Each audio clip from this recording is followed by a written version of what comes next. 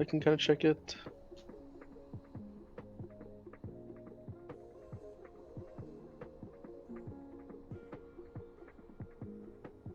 Okay, it is live. Alright, let me see what's live. They hear us. I don't think that they hear Uh-oh. you as well.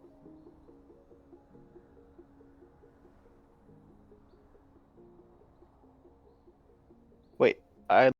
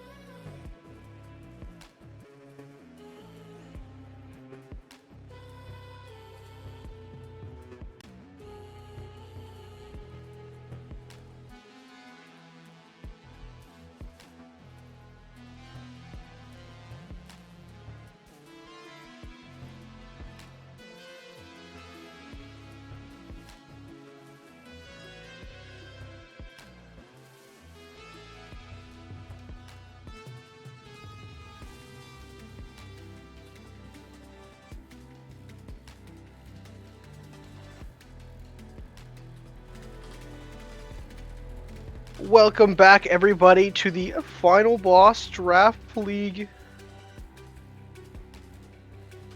It's going to be a wonderful series for you today. It's going to be CaseOhs versus Kimchi Poros. We're going to see who can take it home. A 3-block series, gonna be a banger. Any thoughts on your initial predictions here, Dusik? Well, I'm not exactly sure. I haven't played with most of these players. I don't really know too much about any of them, but hopefully we'll have a three match slobber knocker, as they say.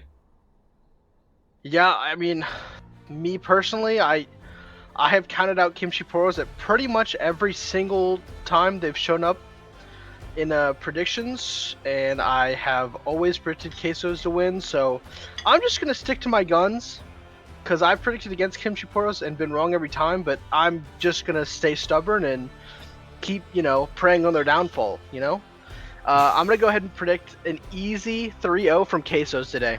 That's where my head's at. That's where my heart's at. 3-0 for Just CaseOhs. to spite you, I'm gonna go 3-0 Kimchi Poros then. Just out of spite. Yeah. We'll see who's wrong. We'll see who's the real noob at the end of the day. Oh, don't worry. There's no one more noob than me. I respect that. That's confidence. Hopping into the draft, got the first couple of bands coming through. We got Zed, Silas, and Gwen for the Kimchi Poros. Oh, first pick Lucian, B1. Ooh, B1 Lucian. It's a strong champ this patch. Yep, we've been seeing a lot of at least I've been seeing a lot of the SN3 for build with now that he gets the mana back, being a more reliant burst again.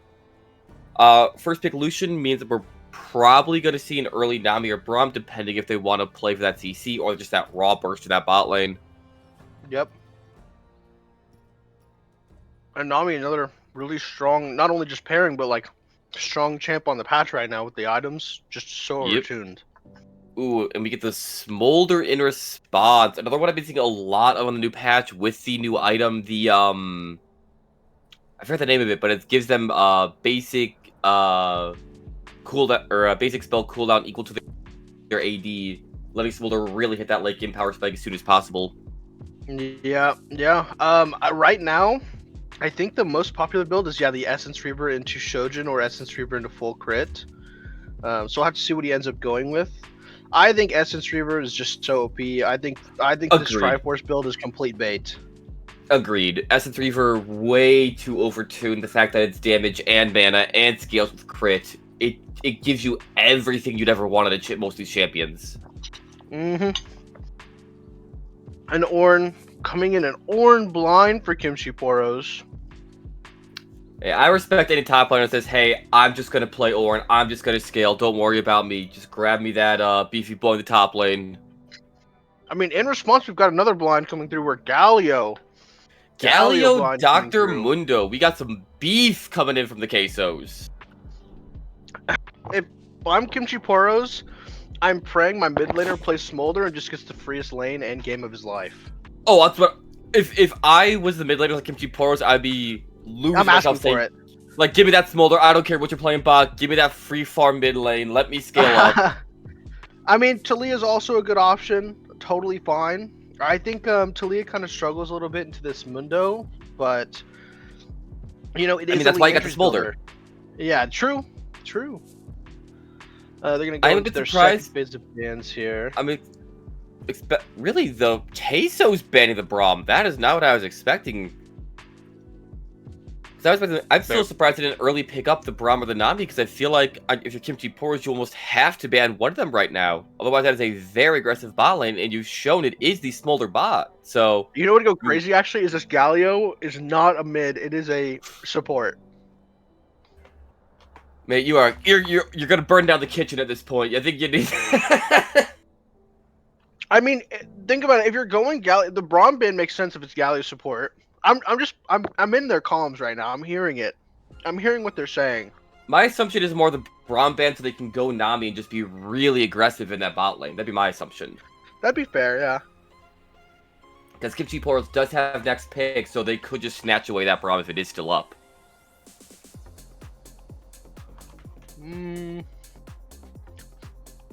J4 ban, I'm totally chill Volley with that. Bear. Again, so the two items I think we can all agree are busted right now.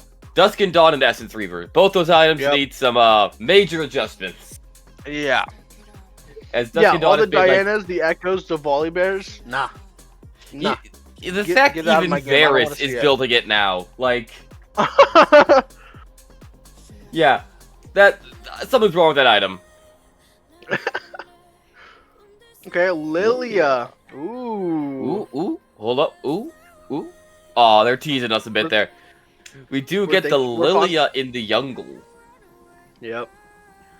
I don't hate it at all. I mean, it's really, really good into this Mundo. It's great into the Galio.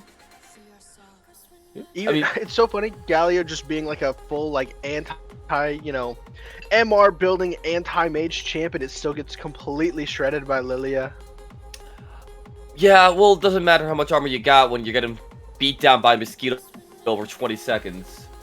Yeah, true. Milio coming through. Ooh, that was another option. Classic pairing. Yep, another classic pairing with Lucian, constantly empowering those autos, giving him those passive procs. A little less aggressive in laning phase typically, but a lot safer as a support. Oh, it also turns off the Lilia sleep. That makes sense. True. Yep. I didn't even think about that. Yep. Lilia presses R, Milio goes, haha, no sleep. So I assume it's going to be a Mundo jungle. So this could be their top or their jungle. Depends where they want to send that Dr. Mundo. There it is. Okay, that is a Mundo top. A K6 jungle. Ooh. Wow. Ooh, we got some spice coming out game 1. We got the Lilia. We got the Kha'Zix. Ooh. I mean, that's just nice. You just love to see that. Yeah. So you want to see this excitement. Soraka, Karma, Senna. We're seeing all the what are we being covered. What are we locking? What are we feeling? Going with the Karma. So a little more aggressive of an enchanter support. Very good lane bully. Try to get them space for that smolder. Let him farm up. Yeah. I mean, I can't even be upset about that. That's if it's fantastic with Smolder, it's fantastic with Lilia. Like them killing Lilia is gonna be really, really hard this game. Oh, 100%. Because they don't have any hard CC. They don't. Really they have no way to lock her down no unless. Point and click. Nope. The only way is if either Galio taunt or like a miracle soccer ball from Milio. Yeah, I'm pretty sure I'm just gonna predict Lilia just having a complete 1v9 game. This is unless the Kha'Zix shuts her down early. Yeah, that would be great. Well, yeah, I didn't even look at the rosters for this series. Let me pull it up real quick. Almost dead even point wise. Who's the jungle playing Kha'Zix there? That would be Human Faith. Oh, I have faith in Human Faith. This is winnable. I every time I've seen him play so far, he's just a complete freak on the champions that he picks. It's always a carry. He's always performing. This is gonna be a banger.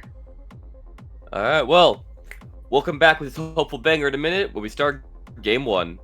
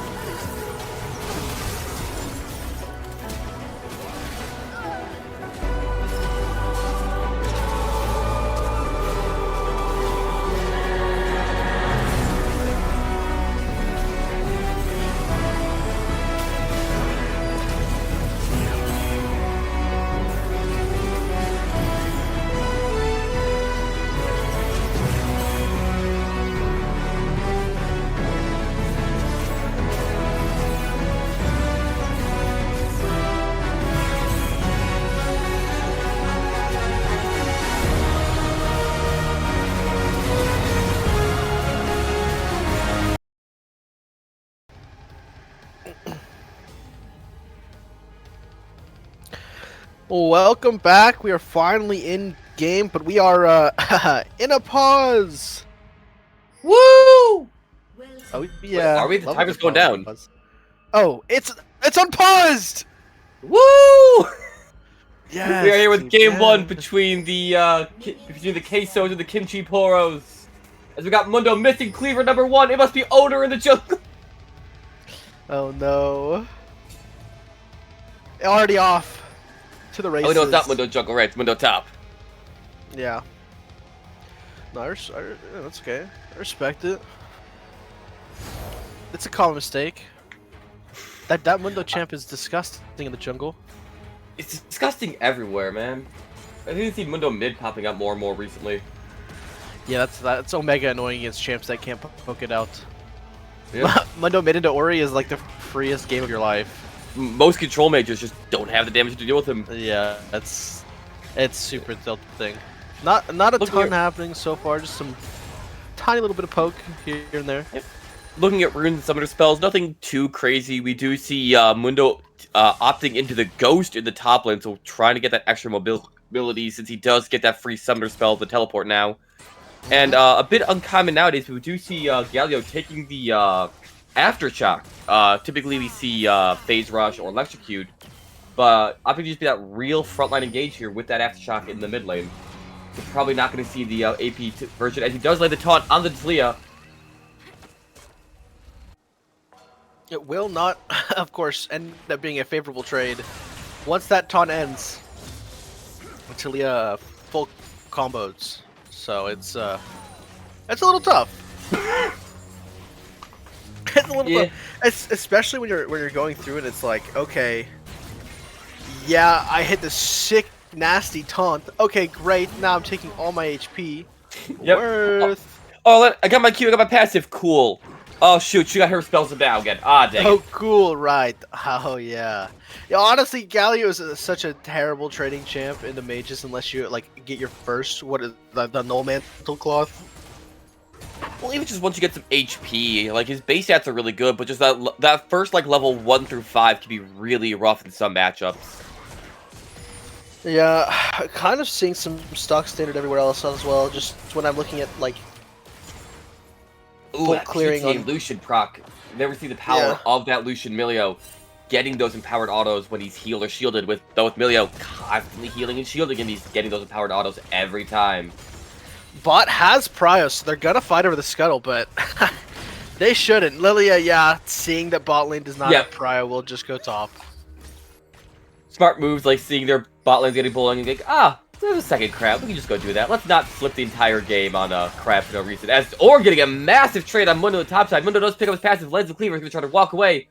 Or hits the Q, but not enough to follow up. Mundo gonna limp away at less than 200 health. Wow. I mean, that was big damage on the Mundo. Gonna have to take that reset. Won't amount to missing too much now with that new home guards, but the wave is pushing away from him, so it actually might end up being way worse than I thought. I'm actually still gonna watching lose him lose a lot of minions. Yeah, he's gonna lose a little bit, but again, that is the downside of not taking that teleport. While it does give him that better late game, Mundo already has that phenomenal late game, so losing that extra priority and not having the teleport could come up. Galio dashes forward, not in range to land the taunt, he's gonna clear the wave out. Yeah, and this is the same thing. It's just gonna be a little bit of farm lane in the mid lane for quite a while. Yeah. I doubt anyone's gonna have any kill pressure without jungle intervention. Galio doesn't have the damage, and he has the utility, but Talia has the damage, but Galio can run away. Finally getting our first resets for the junglers coming out. Obviously, at this point, Human Faith's gonna start looking for maybe an invade timer here, because they are a little bit faster than the Lilia, knowing that the Lilia had to take a little bit of extra time to clear that scuttle. Might like look for an invade here. Maybe just goes for a double full clear as well, but we do see him looking into that bot side. I don't know if he knows Lilia's there, if he's just assuming, but he is in position to jump that Lilia. They should be seeing each other about now. Lilia does spot the Kha'Zix. They are backing out. But it looks like no actual fight's gonna happen. Just oop, I see ya. Yeah, I'm surprised he didn't even just go for like a smite steal. Well, his bot lane was on reset, and the Smolder Karma were rotating up. Nah, but you gotta let him hang sometimes. You know what I mean? You gotta show what's up. You gotta send a message. That's what it's all about. It's about sending a message.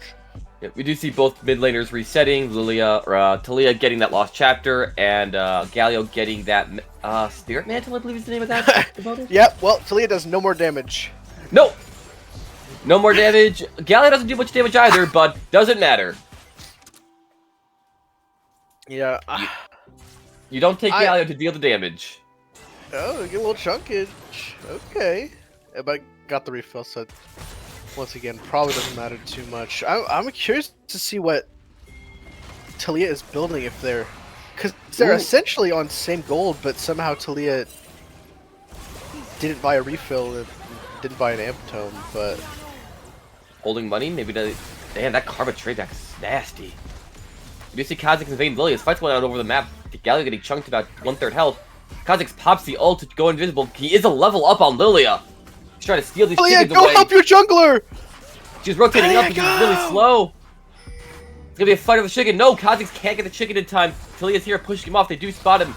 He's eating those rock volleys. Galio drops the ult, making space for his jungler, but the jungler already disengaged. Galio getting landed taunt onto Lilia, but he's forward. Kha'Zix jumping forward. One shot to Lilia. Galio flashes away, but Lilia auto follows him and takes him down into 1-for-1 trade in the topside jungle. Yeah, you love to see it. I mean, that's a nice little kerfuffle there. I love that. All over chickens, bro. Just over some chicken. Look! They didn't fight to the death over the crab, so they gotta fight to the death over chickens. Yeah, it's jungler pride. Chicken has to be fully lost over. I mean, that's what you pick the Kha'Zix for, right? Is the Kha'Zix wants to look for those cheese invades, try and pressure early. I mean, that's a nice little lead so far on the Kha'Zix, probably up about 700, 600-ish gold, 600-ish gold about. Somewhere around there. Gotta finish. I mean, they're just gonna match full clears again. Such is the life of jungle. We do see Kha'Zix taking another reset, getting the Caulfield's Warhammer, so most I believe that would be... Yeah. It's not Yomu's. Is he going Hubris?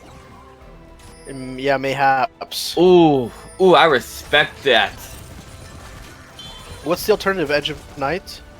Edge of Night, I don't think Umbral built out of that. I think it's Hubris. I think Hubris has a pickaxe, no? No. Oh. I think it's just, I don't play those AD champs. I'm a mage player. I have no idea. I'm not even gonna pretend like I know. I have zero fucking... I play one AD champ and it builds full crit. We do see Galio getting chunked down these trades. It's Talia just spamming out those spells. She does proc the phase rush. Galio just as punches away. Talia flashes forward. Here. The rock volley isn't enough, but the last auto again takes down Vel Tower in the mid lane. Kha'Zix is here to avenge his mid laner as he does stealth forward and picks up Talia, getting another 1-for-1. More gold going on to this Kha'Zix in the jungle. Oh man, I mean, I already know in the comms, Talia smiling, giggling, their tongue is out, they're freaking out. Ah, solo kill. Oh. Jungle diff, jungle diff. Yeah, Kha'Zix mid, guys. Kha'Zix mid.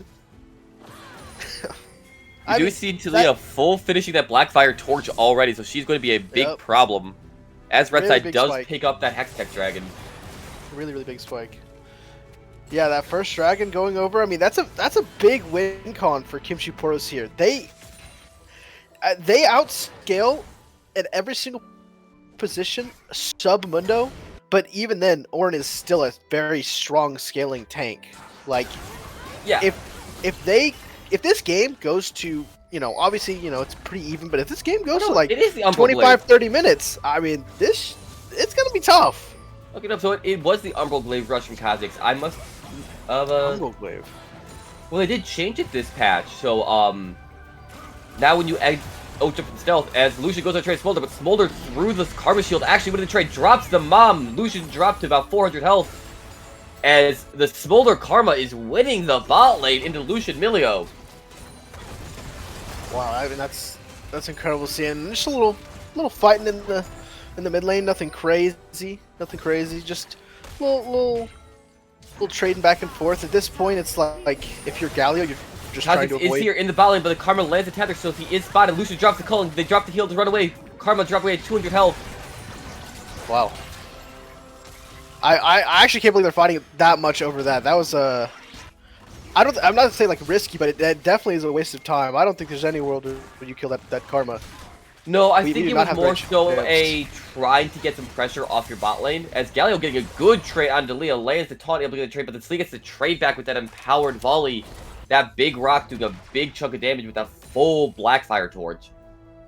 Yeah, that's looking nasty now. And this Talia obviously gonna end up building this Leandry second, I would most likely assume. Oh, almost certainly. Yeah, gonna be completely shredding when it gets to 2 items. It's gonna be tough. Lilia also picking up the Landry's in the jungle as another flick back on the rocks does chunk the Galio out, but Galio can survive 1 to 2 volleys just completely fine. Switch getting the 3, 4, 5, constantly getting the rocks on him. It's gonna be a problem. Ornn ignoring the Mundo, tanking that tower and getting a play for himself. Drops the Ornn. Mundo pops the ultimate response. Misses the first part of the Ornn, so does not get the brittle proc, so loses that max percent health damage. Galio is here at the top side, but Ornn is too healthy. He's just gonna be able to walk it out. Oh yeah, I mean, it's a battle of the tanks that are really just like slapping each other with wet noodles, and it's kind of working, but it's really not, because they're both about to basically heal everything they just did, unless they get dove here. Looking for a dive to the top side. The minion wave is here, so he's not isolated. Ornn flashes away, gets the brittle on the Kha'Zix, but Kha'Zix gets the Q through the tower, so it does not matter. Does walk away, last tower shot, not doing enough to take him down. Wow. Nah, well played. That was a good dive. Very, very strong dive. I was very skeptical it was going to have enough damage, but what I was trying to say earlier, the Umbral Glaive now actually has a damage passive on it when you come from stealth. Oh. It's about an extra, I think it's like 150 scaling with lethality. So it basically gives you an extra Kha'Zix passive on your autos. Incredible, incredible. I mean, that sounds like it's super worth it. I don't know if this Brutalizer goes next. That might be the... I doubt it. I mean, with it being so reliant, no. Youmuu's is Serrated Dirk, the weird Kirsten Shard, and a Longsword. I wonder if that's maybe Axiom Arc with how ult reliant this build is with the Umbral Glaive. I like it. I'm excited to see where it goes. We do see Mundo with the classic triple belt in the top side, going for that Warmogs afterwards to get that infinite health sustain. Lilia finishing her Leandris in the jungle. Both bot laners rushing S3 for no surprise. There's Mundo lands. It gets knocked up by Ornn. Ornn does finish his quest. So we will start seeing him scaling towards that level 20 top lane. I keep looking at Mundo and I'm like, okay, he's gotten through lane phase, you know, his weakest part. He's gotten to his 3 belts. He's about to get Warmogs on his next back. And then I remember, I'm like, oh wow, this Mundo's gonna be a problem. He's gonna scale into a monster, you know. He got out safely, but then I remember they have Talia and Lilia, and this guy's going to get shredded. And Smolder.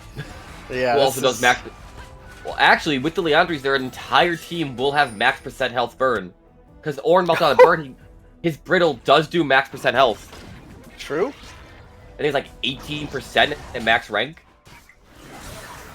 Yeah, I really, really like what we're doing here on the side of Kimchi Poros, where we're not taking things too crazy. There's no need to feel rushed. There's no need to like force any of these early fights for no reason. We're essentially 15 minutes ish into the game, and like nothing insane has fully broken out, right? No, they're not under any pressure to make anything happen. Yeah. They have the Talia, they have the Smolder, they have the Ornn. They can't just sit here waiting for those 3, 4, 5 items where Smolder Q's doing 80% in one auto. Talia's spamming out those volleys as Lucian gets a good chunk out of Smolder with the quick burst. Drops the Culling, but Smolder is able to flap up away. The other dash out of the Karma, but does get slowed by the Mantra Q and does have to dash away. Smolder drops the Mom as we do see Smolder's at least at 125 because he does have the extra bounce on the Q now. Wow, yeah, I mean, really, really good pace for the Smolder stacks. Ornn getting a good trade onto Mundo, but he has that finished Warmog with enough health, so I don't think he cares. Smolder lands the seeds onto Lucian. Lucian getting chunked out. Smolder does use the plap. Lilia is here in the bot side. We do see Talia also TPing into bot lane. Kha'Zix is there, but they are being pushed away by the TP. Drowsy, but the Milio wakes him up as he does flash away. Does get taken down by the Talia as Galio's here, 1v4, no one is there to back him up. Kha'Zix looking for a jump in, but he cannot find a good angle. Galio's going to eventually try to walk away. Never mind, they are looking onto the Smolder Karma, who are split off. But they're too mobile. Talia drops the wall to section off the Galio. He's now 2v1 versus Smolder Karma. He's has to flash over Talia wall to get away. Oh no! Veltower. Little did Veltower know that he was locked in there with them. It was not the other way around. Oh man. All I can think of it was at that moment he knew. He fucked up. As his Talia ult went down behind him. That's so tough. He's doing his best. He's doing his best. I can only respect that he has to try and send it there because he's feeling pressured, right? Like he's down mid. Top is like top is a thing, but like you're kind of losing bot. You're getting outscaled. You're losing mid. Your jungle's kind of strong, but just can't get in range. It's like you just feel forced to like I need to make impact. I need to have like be able to impact this game in some way. We do see Mundo picking up that first tower in the top lane, so he is going to be scaling even harder. But this is one thing about the Kha'Zix. While it is an amazing for taking out this isolated targets, in those team fights, it's when he really struggles trying to get that reset, trying to get that first pick off. When they're grouped up, he loses so much of his damage from not having the isolation effect. And you do see the Smolder Karma pressuring down this bot tower, Galio not having the wave clear to stop them. But they are gonna, the CaseOhs are gonna take that Herald in response. Oh, CaseOhs also took Void Grub at some point. Not sure when we missed that. I think it just got away from us. You know? It happened They're at some just grubbing point. around. It happened Lucian at gonna some get point. good trade on the Smolder, but drops the Mom. Milio just has to drop the ult to keep his Lucian alive. As just ult for ult being traded constantly from these bot lanes, but if nothing happens, it's favoring Smolder. And we're starting to see the inevitability of this Dr. Mundo, or having to drop the ult, drag it to first middle proc, second middle proc. But Mundo has the ultimate still, he's healing up, or flashing away from the beef that is the Mundo. Mundo not going to chase to clear out this wave, and we see, again, this inevitability of just this massive health bar. If you cannot burst it, that one is never taking him down. And he's back to full HP, so it's like it never happened. He's gonna go back to farming. All good. Actually, they're both gonna trade a reset. No objective up on the map. We got some turrets to go. We hopefully would like to fall down. I mean, in a perfect world, you swap this Mundo to bot side to get this tier 1. See, I don't know if he can through the Talia. Well, the Talia can't really threaten to kill the Mundo. She does have that really strong wave clear. Yeah, that is true. Maybe it would be better. Oh, we were running the Kha'Zix. He's picking up that new item, the structure breaker, the Bastion breaker. Bastion breaker. Bastion breaker. No, so true. I forgot this item exists. The first week of the patch, everyone was playing AD Assassins. I have not seen one since. Same. Well, it's a cool item, and it does let Assassins have some pressure at the side lanes. You need to be ahead on the Assassin for it to work. Slow Lentil Lucian does not pop to sleep. I thought Lucian was about to die there, I'll be dead honest. Mundo picking up the Heartsteel, gonna keep stacking his health bar in the top side, gonna keep being this bully on this Ornn. They're trading grass procs back and back. Oh wait, Ornn actually started to outdamage the Mundo with the maximum health, drops the Ornn Horn. First part misses, second part lands, Brittle procs onto him. Brittle gets again. Ornn chunking on this Mundo. Mundo does not have the ult yet, he's gonna try to limp away. And he will successfully get out. Oh, Talia Talia ult to stop the Rift Herald charge. Love that. Classic play. What? Very, very smart from MLG Pro here, aka Legitler. Very, very smart. To have to remember now to we're do back. that in these games. Now we're back when we just watched Ornn almost fully get one shot and die. He's just full HP again, pressing your turret. What are we going to do? Warmogs. Yeah, gonna have to just eat that reset. Trying to match Galio on the side. Gonna get a few plates here with that crystal build up, but nothing too much, nothing too crazy. Turret's certainly not Gold. gonna fall. So gold is very slightly in CaseOhs' favors, but again, Kimchi Poros having that 2 Drake advantage and the I'd have to say better scaling with the Smolder Talia Ornn. Yeah. If we don't see some early action from the CaseOhs at this point, it's gonna start getting even just harder and harder for them to get in this game. Yeah, absolutely. The biggest thing that I'm thinking about this game is, unfortunately, I just needed Galio to probably be a little bit more active with the Kazakhs at the same time, and they haven't really been able to pair up. No. They had one moment, and that's about it. Yep, and even then there was miscommunication where Kazakhs flashing out as the Galio ult in.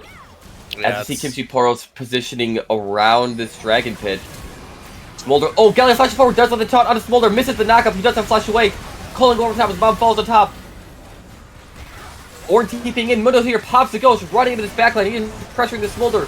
Galio ult on top of the Mundo, does let the knockup onto the Smolder. Smolder down, Mundo's running through the backline. Lilia's running away, Ornn in the backline of CaseOhs. Lilia flashes forward, big sleep onto 3. Milio does not have the ult to cleanse it. Ornn brittle breath onto Milio as he goes down. Smolder is down. Galio big taunt Kazakhs in the backline is going down as we are seeing just the power of this Lilia Ornn. They are too beefy and Kimchi Poros win a massive fight 3-5. What a good 5v5. I love to see that. The one thing I was thinking the whole time was, wow, is someone gonna kill the Lilia? Wait, are we gonna catch the Lilia the whole time? Lily's just running around like a psychopath? Oh man. I'm sure they would have loved to kill the Lilia, but they don't have any good way to lock her down. They burned everything into Smolder, which I do feel was the right decision. He was already putting out so much damage in that team fight. But yeah, it's unfortunately as well, really unlucky. Bell Tower is looking a little disconnected from what the rest of his team wants to do. Bell Tower flashed forward onto the Smolder thinking it was a really good play, but no one's there to follow up. So it was really tough. We just didn't have any damage follow up, so he just gets out for free, and that might be what ended up costing that fight. I mean, the Smolder ended up going down at the end, but the only way you're killing Lilia is if you can flash taunt her instead, and when Galio doesn't have that, it becomes really hard. yep. We see Ornn dropped onto the Mundo. Proc 1, Brittle Proc 2. Misses the knockup from the steering charge, Brittle Proc 3, but that's not enough damage, and Mundo should just be able to walk it out. Lilia just running at light speed in this mid lane. Massive Bob on the 2, drops the ult, Milio cleanses it. Slow does land onto Milio, he is ticking down from Leandri's. He might just survive. Ornn Brittle Procs onto Mundo, but Kazakhs is here for the cleanup. Does take down the Ornn, big shutdown on the Kazakhs. It's a much needed goal going the way of the CaseOhs. As Galio walking mid, trying to wave clear, but Lilia's pressuring him off the wave. He cannot get in range to clear it. We do see Talia also just pressuring this bot side tower, taking all those plates for herself. Yeah, that's a Lilia is just tickling Galio a bit until we can get that bloodletters. Mundo does take down another tower on the top side, as we do see him rushing towards this Force of Nature as Kazakhs jumped over the wall, unknowing he was there, but Galio does land a big taunt onto Lilia, but Kazakhs has to run away. He's at sub 100 health, but he does take down from Lilia passive and the Leandri's burn. Galio's now stuck in an awkward 2v1, does have to try to walk away. Flick back, barely misses. Oh, and we'll lose the kill off of that. Yeah, if that W lands, he's just dead. That was so close. 100%. So close. Now, well played here from Astro and MLG Pro. It was a really good catch on the Kazakhs. Kazakhs, you know, having a little bit too good of a time. Got a nice little bounty. We said, nah, let's go find him in the jungle. It's our turn. I think he just jumped over the wall trying to clear his camps, not knowing it was already gone, and just face planted directly into Talia Lilia. Like the worst possible scenario. No flash, no jump. That's the danger. Jumping over that wall for clear. We have no idea where they're at. Yeah, it's tough. We do see the Ornn items starting to come out for Kimchi Poros, though upgraded IE and upgraded Blackfire from the Ornn, scaling even harder. Brittle Proc is chunking the Mundo, but Mundo has that massive HP bar and has a ton of MR in the Force of Nature now, so should be able to win these 1v1s.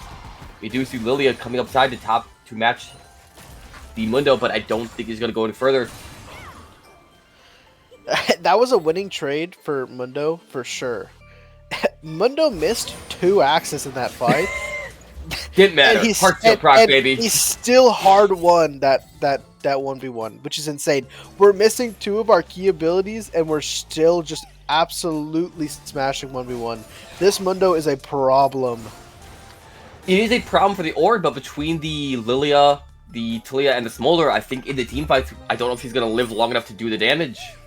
We're going to see. If Mundo ghosts at Smolder fast enough, something might happen there. And that's what you got to think about. Talia picking up the Rhylize, making it even harder for the Galio to even clear these waves now.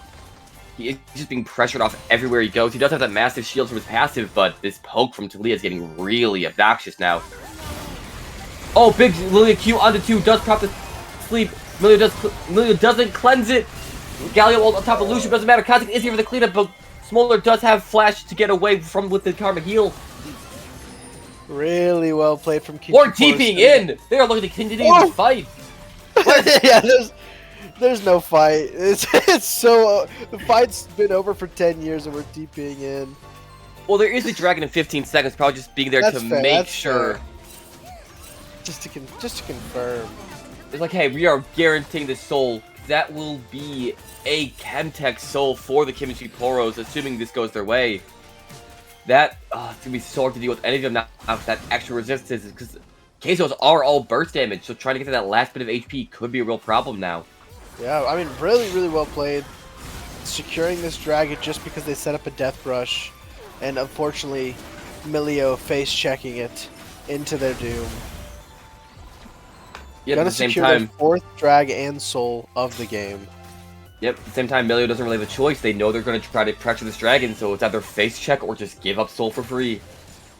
I mean, yeah, they just need to call over Mundo or Galio to come do it instead. Yep. They need their beef in that front line. Yeah, it's the only way.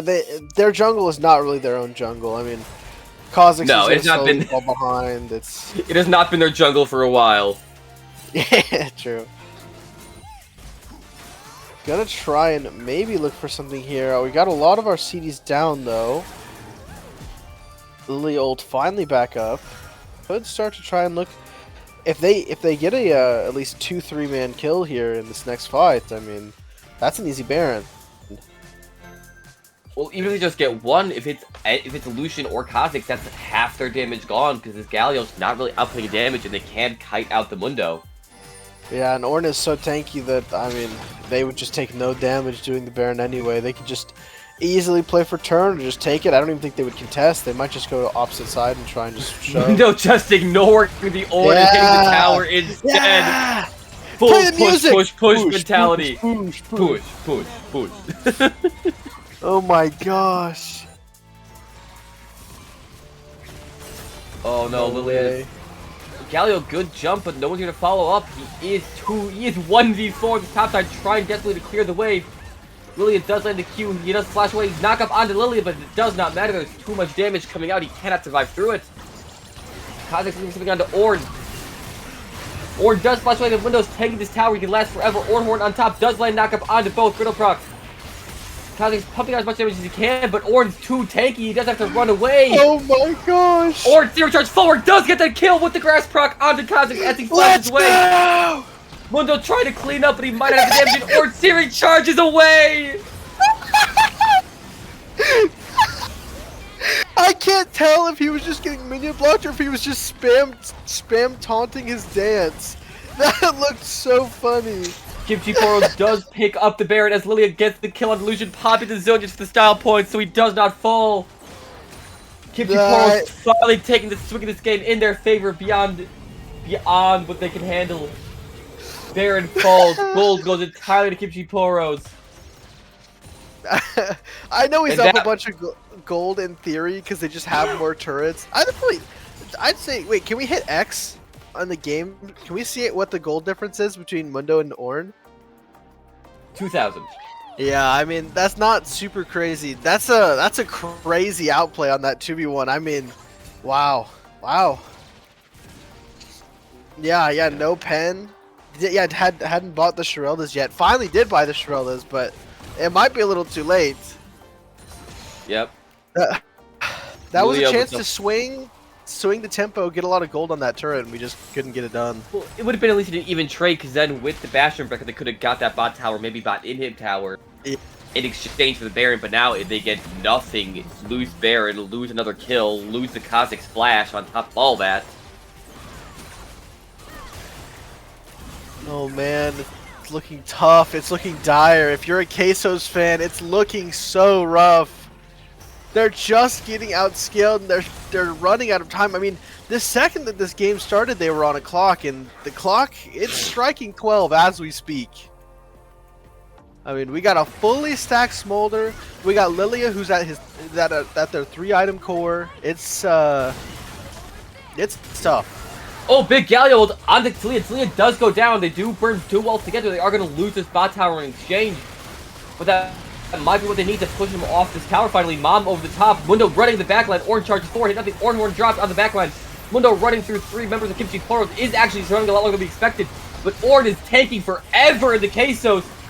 Mundo does have to eventually run away from this moment. They do drop the Orn, but Lilia is finally running free with those Conqueror stacked, with Riftmaker fully stacked. It is too much health and healing for CaseOhs to beat through, as we do see them just finally breaking this base from the CaseOhs. Yeah. Well, I mean, I just got not enough. It's just not enough. I've got such a big smile on my face. That was such a fun last fight. Watching Orn try and tank 3 people, or try and tank 4 people, while Mundo tanks 3 people. Just who can tank longer, who can stall. Yep. Well played to the Kimchi Poros. We see Kimchi Poros taking game 1 over the CaseOhs. That scaling just being too much for the CaseOhs to overcome in the end.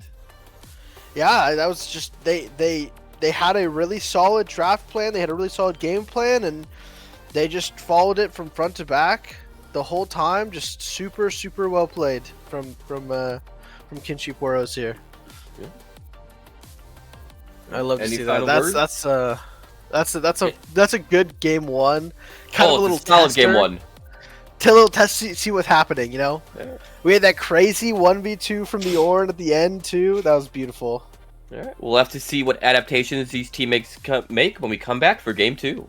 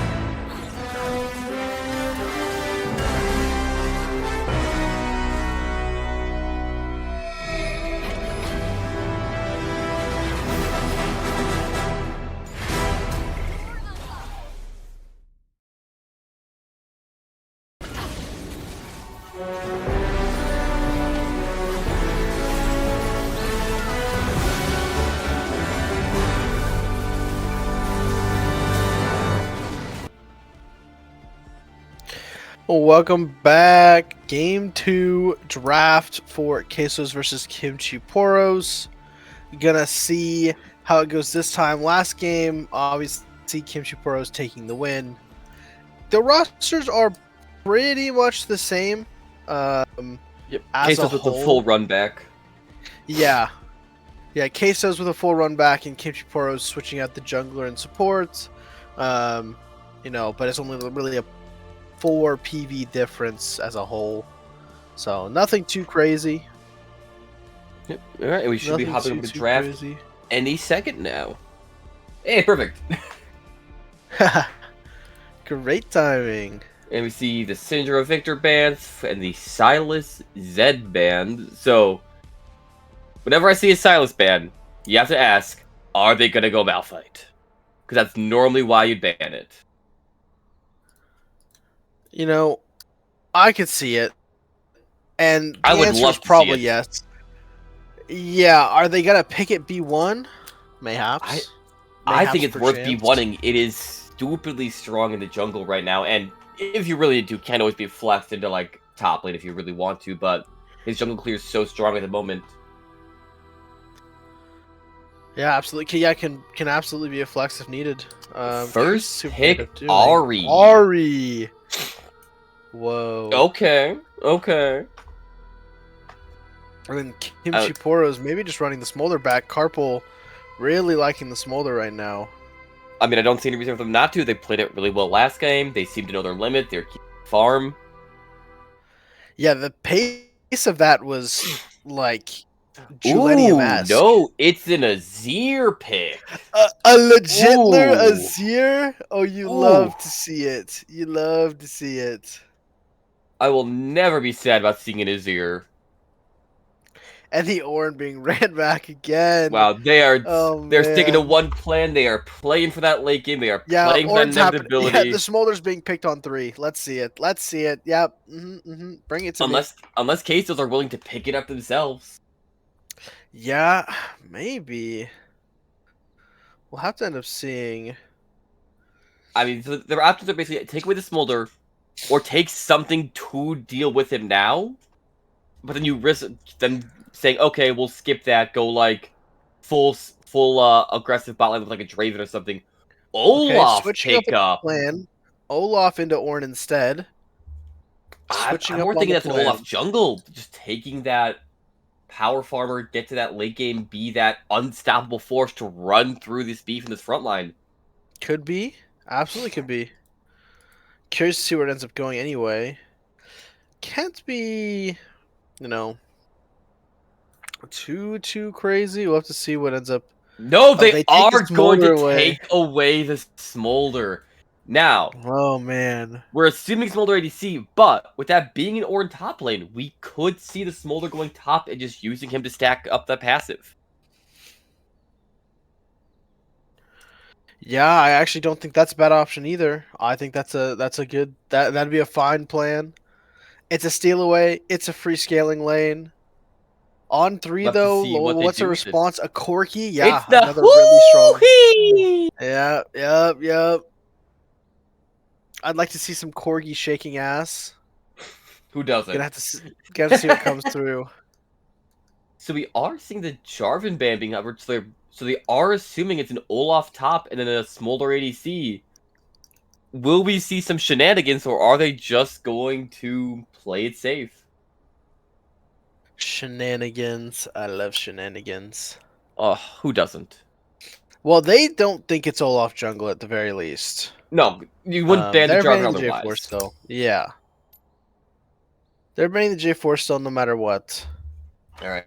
CaseOhs ban Nami. Classic pairing with Corki. Really strong right now. Really oppressive lane if you don't know how to deal with it. Makes sense to me. Don't know what else they would be looking for. A Kayn ban. A Kanye ban. So they are full on. They are committing so many bans to this jungle here now. I would love to see that Olaf go jungle just say, nah, y'all misread. I mean, that's unironically just ripping 5 jungle bans.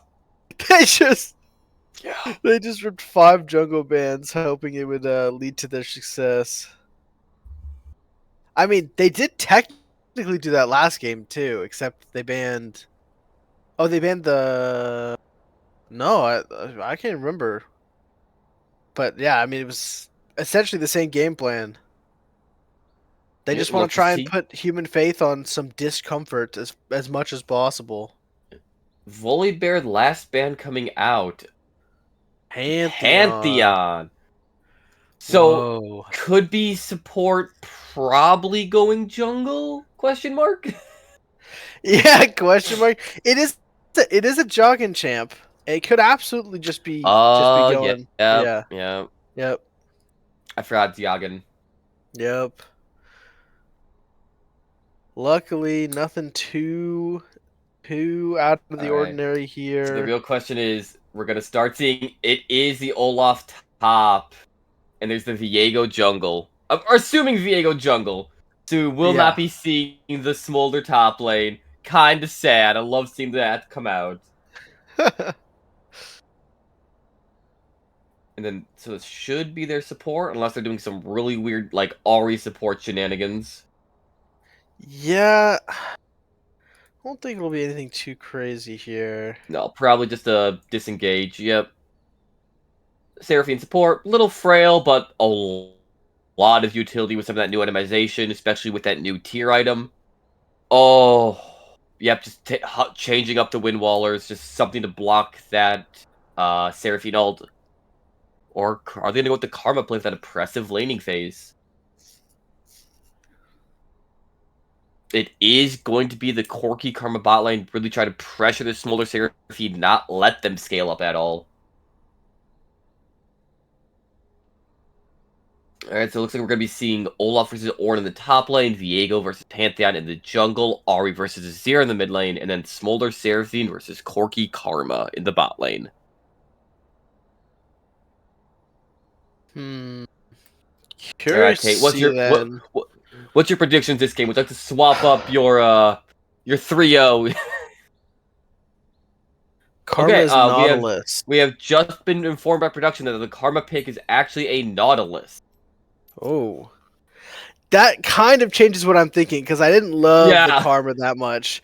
I like the Nautilus. Okay. I agree. Purely off of draft, I think Kimchi Poros will probably take it. But in my heart, I gotta stay with CaseOhs. I gotta be true to myself. You know, I can't just Nah. Kimchi just Poros going abandon them. 2-0 up in this. They got the scaling. Like, yeah, you got the. I don't think they have the tools to peel for him. Like, they have the Viego, but if they can't get the reset, it doesn't do anything. Ahri also needs the reset, but then they have the Smolder Seraphine. Like, I don't know if they're gonna be able to burst down one person and get that team fight going. Yeah, I mean, there's a chance that it won't, but Only one way to find out. only one way to find out. I guess. And that's when I we guess come we'll just have back to for see. game 2. Oh.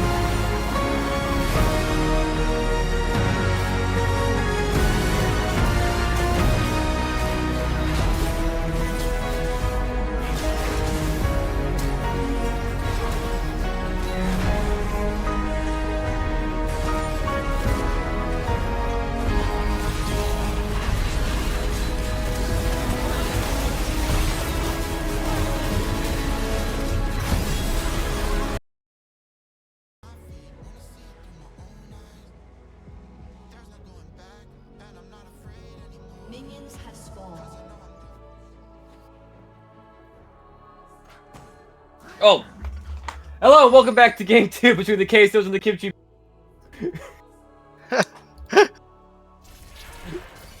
Good. Welcome.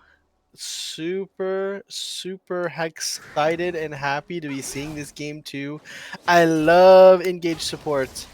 I We do was see not both. having fun watching Braum.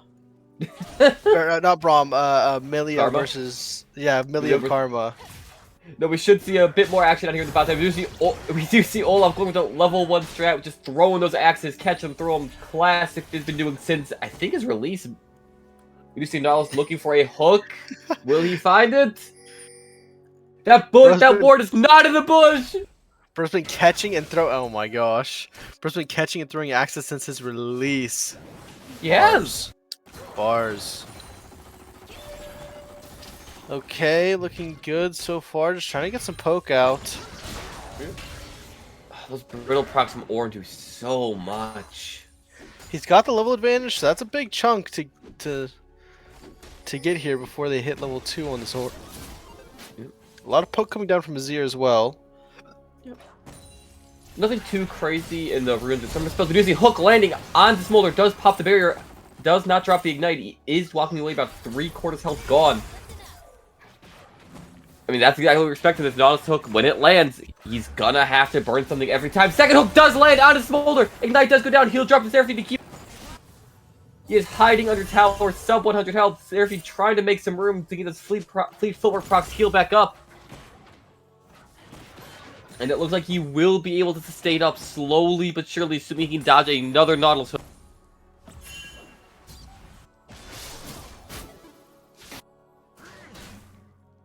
Ooh, hooks the wall. Look at that really steep angle.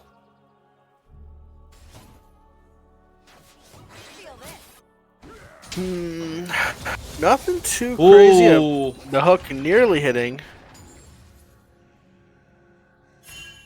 They're pathing opposite each other, the junglers, so there'll be no fight over the crab today. Oh, don't you worry. I have no doubt they'll fight over the crab for no reason. That is jungler mentality.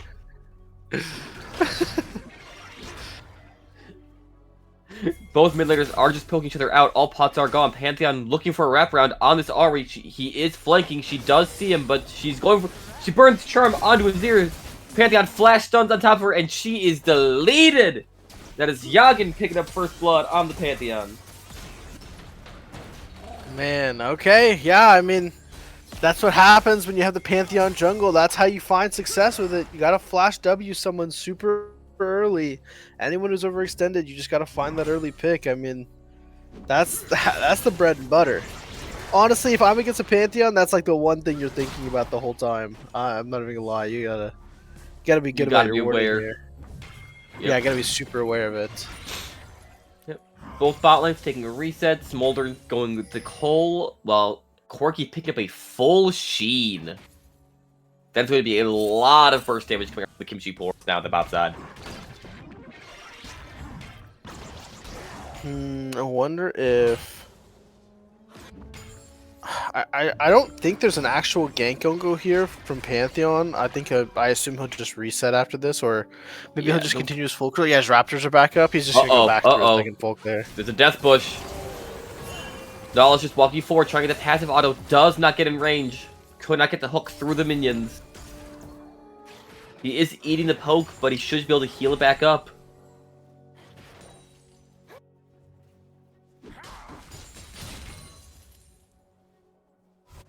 Okay.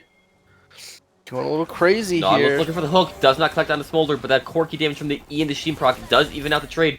Slight trade going towards the favor of the CaseOhs. Viego is here for the, if there was a gank, but he's just going to walk away. Oh, are we going to see that fight for the bottom Scuttle Crab? No, Pantheon's doing his Gromp instead. Darn. Working a good trade on Olaf. Olaf is 6. He could pop the ultimate. He is trying. He has the conqueror stacked. He does not land the hook. He does not land the axe, and Orin is going to searing charge away. Viego looking for something on the mid lane. Ahri dashes forward, does the charm onto his ear. Viego lands his stun, but his ear drops the wall, is disengaged. He does block the dash from the Azir on the Viego, and Ahri does Spirit Rush forward, picks up the Azir. Well played from all sides there.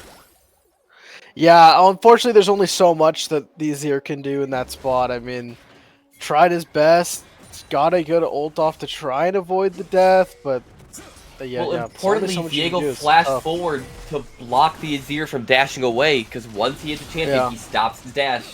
Hmm. Viego might be looking for a steal, but might be a little too greedy. Down to get greedy. Down. There's greed, and then there's biblical levels of greed.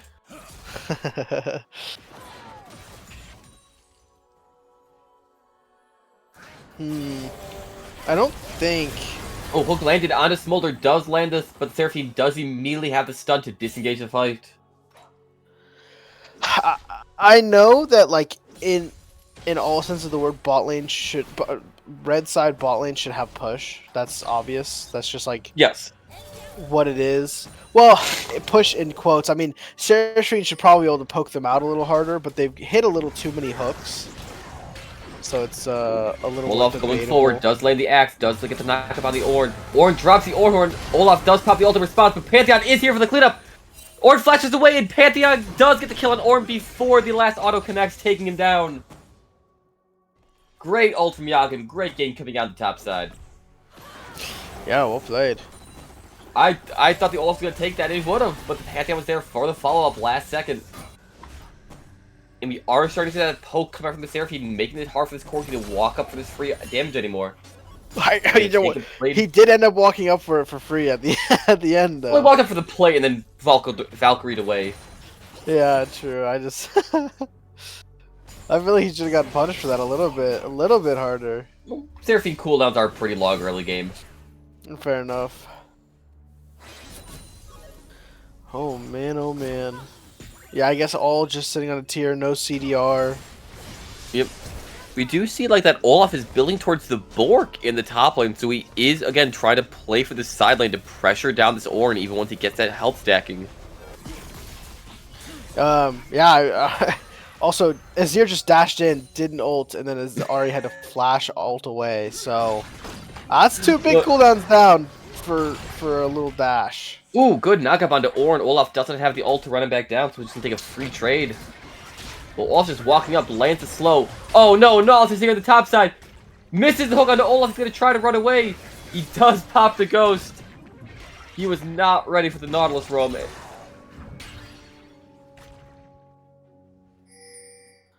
Oh man, I don't know if there's. I mean, they're gonna secure grubs here. That's fantastic. I don't know if it should have been necessarily this easy. Obviously, they have a slight gold lead, but like, I guess you're just trying to play for Smolder stacks. It's like your big win con, to be fair. So I can't fault them for playing a little slower, a little more reserved. But like, red side still scales. Ooh, Olaf like pops the ult, crazy. going for the all-in. Waiting for that to drop that slow. He just autos him down, not even risking dodging. Wow. Nah, that's a man who does his damage. I didn't think he had the damage. Oh no, Pantheon is here for the follow-up. Flash forward, lands the stun. Drops the E for the damage reduction. Wait for one more Q to take him down. Olaf pops his shield, but it's not enough through the execute damage. Man, oh man. I mean, at the end of the day, well played. I mean, we're just seeing the pressure, this early pressure from the Pantheon, making every gank count. Not letting them just get these free scales. Nautilus Hook does land on the Smolder, does pop the barrier immediately. Viego is here for the follow-up. Does drop the bomb. Seraphine ult does land on the Nautilus after he goes away. The harp just enough to take it down, but Corki does get the trade back. Seraphine at 1 health has to flash away. Corki flashes forward. Smolder looking for the kill. But Corki has the barrier still! Whoa! Baked in the Smolder last second! The barrier bait! I have not seen that in so long! Oh my god. Nah, you're scratching your head. You're holding you're holding your head high, or holding your head low after that one. That's so tough. Flashing into under turret just to end up being baited. I mean, like, it's in theory, it's so good. He's losing like a wave and a half, and then Yep. In theory, you get the Corki, you get the even trade. He loses the minion waves, but that barrier, you gotta keep track of that summer spell cooldowns. Oh, that's absolutely tough. It's absolutely so tough. Well played though. Nice try. Oh, the patience to hold the barrier till the very last moment. Yeah. Yeah. Okay, we Yeah, do see Carpal Azir going for the Dusk and Dawn. I haven't seen that on Azir yet. Pantheon ult in the bot Chovy side, does it. but Nautilus took way too much tower damage. Really, first over Nashers? Yeah. Chovy did Damn. it. Ah. Mm-hmm. Okay, it does look like I was wrong on the Olaf. Looks like he meant building towards Ravenous Hydra instead. That makes a lot more sense, gives him that wave clear. Not only you see the Tiamat early, but I guess he just wants to play for that fighting, that extra damage to keep fighting. Brittle proc does land. Steering charge back in. Olaf pops the ult. He's CC immune, but he's airborne. Cannot move anyway. Oh, that's unlucky. I mean, yeah, it's a bit of a missed opportunity. You don't love to see it. Corky's kind of just 1v2 down here as well, like holding his own. Has Full essence Essence reaver, Reaver. so Yep. super safe at this point. Ooh, Arby Spear rushes forward, misses the charm onto the Azir. Electrocute does proc as he does get the shuffle and does dash away. Clean shuffle to disengage the fight last second again. Diego did invest the flash into the fight and did not get anything for it. The flash to get in position to push them away to get the dash out. Yeah, it's a bit strange. I mean, it's the best he could do on the timer that he had, obviously, or on the opportunity he had. But like, it's a big cooldown blown. You're not And loving that's another it. dragon going the way of the Kimchi Poros. Nautilus Spider-Manning away. Viego going too far forward does run into the Corki, or into the Pantheon. He is getting burst down, and Nautilus takes up the kill. Seraphine does not get the DC to lock him down. That is a one shot. Pantheon's a Yeah. little bit far ahead. That was a. Nope. That is Yep. tough. Yep, he has that full Thundered Sky, so he does have that extra burst damage from the extra crit auto. And just that Pantheon execute damage early game is so much early burst. Oh, Ornn chunking down Olaf. Olaf popping the ult in response, afraid to follow up. Ornn does now drop the Ornn on. Lands part 1, lands Brittle part 2. Searing charge comes in. Olaf does have the flash. Brittle proc still takes him down, and the Billow's breath is enough to one-shot the Olaf in a 1v1. Stone Cold in the top lane, facing down his opponent. No fear in his eyes. Flashes forward to get the solo kill. Oh my god. Oh, he's just smiling. He's having a great series. He's having an absolute great series. A bit of an unfortunate usage of the Olaf ult, and then you stayed to clear the wave, and you're gonna get punished for that. Well, once the Olaf ult was burned, I think Ornn just held the ult waiting for it to run out. But we do see the garage sale items coming in from the Ornn. The Bramble Fest and Bomby Cinder get that early trading damage.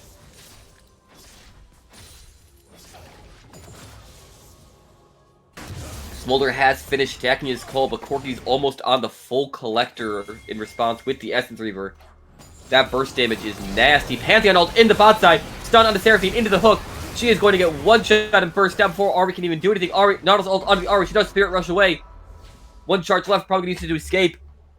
And again, we are seeing the power of this Pantheon Nautilus, making it really difficult for anyone to just power farm. They are pressuring their lead.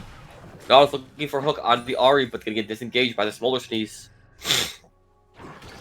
Oh, it's a bit of a weird lane assignment. Obviously just here to try and prevent, like, make something happen. Olaf But popping the ult. That seems like a bit of a rage ult on the top side, just trying to get some lead going for himself. Viego is here for the counter gank, but Pantheon's here, gonna one-shot the Olaf. He is surviving a little longer, does pop the shield, but Viego's immediately running for the hills. Ornhorn on top does knock him up, but he's gonna walk it out. Yeah, Trying wow, yeah. desperately Olaf to get this popped. Olaf a lead, but Yagen is not letting him get a single ounce to breathe. yeah, really well played this game from Yagen. It just trying to, I mean, literally, it's just at every spot, every place that Human Faith has gone, Yagen has been there to deny him. Yep. means 5-0 Pantheon got in every objective, every grub, every dragon. Also, Jake and the Nautilus making a lot of these roams early game, knowing that Corki can handle the 2v1, putting more pressure mid, putting more pressure top. It's the entire team doing exactly what they need to. Azir being this bully against the Ahri, which is kind of unusual. Normally you'd expect the Ahri to be winning that matchup. But Azir putting that pressure, not letting her roam to try to free up these side lanes.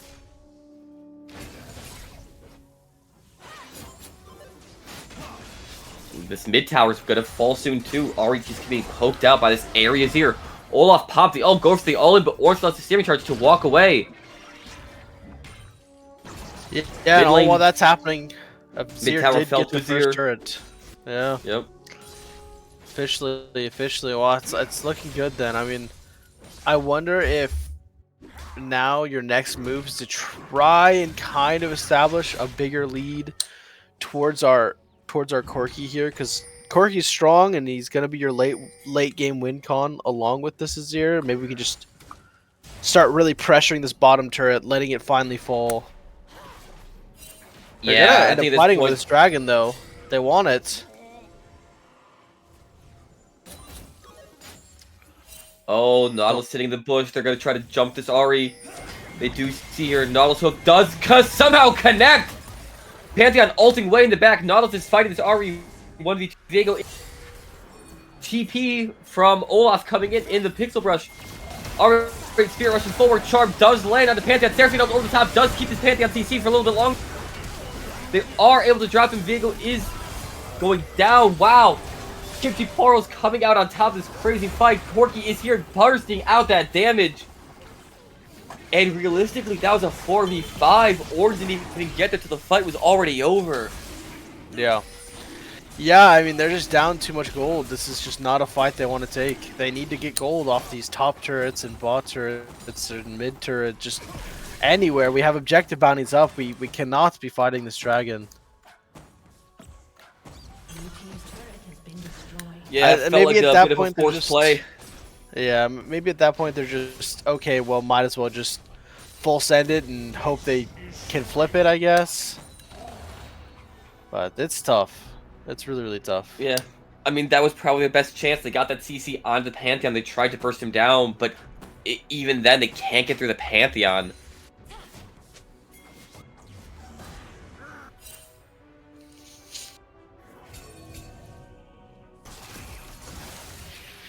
Okay. We do see Azir skipping the Nashers, just going straight into Leandri's, just assuming this Death Dance going to give him enough extra on-hit damage. Oh, yeah. Done.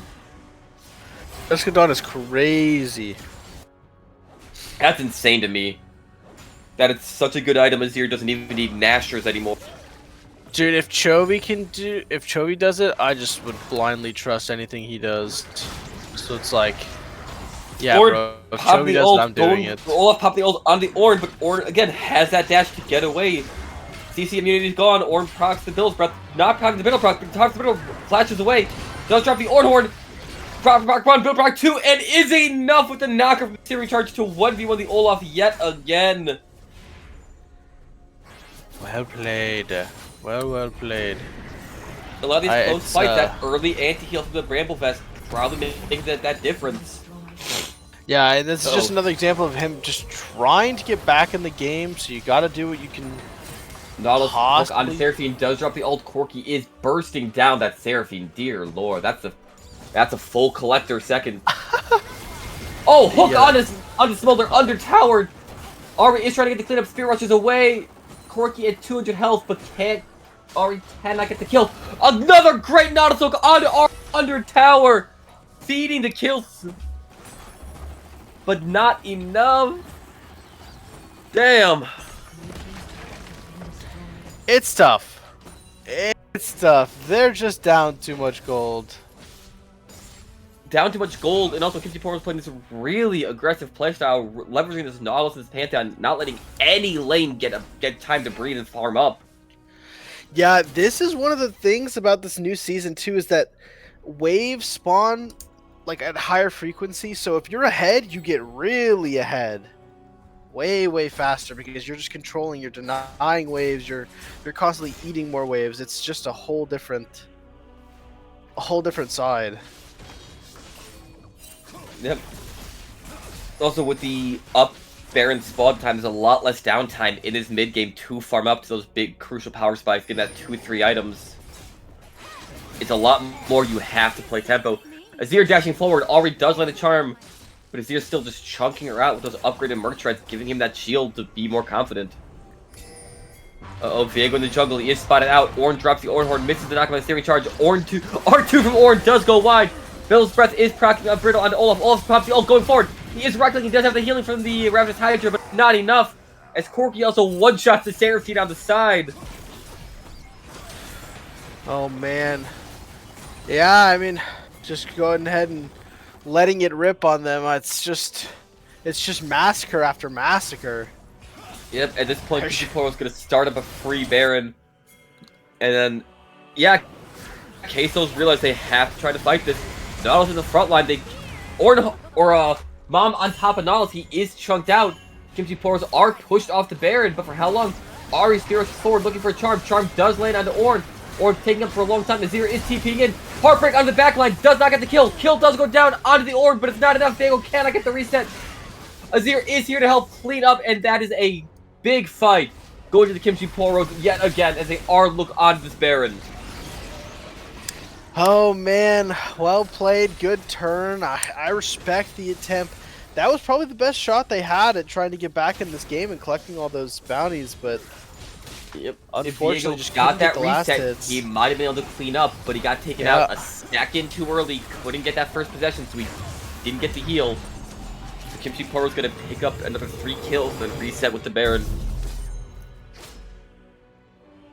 And with soul spawning in 15 seconds, things are looking grim for the CaseOhs. Looking a bit grim.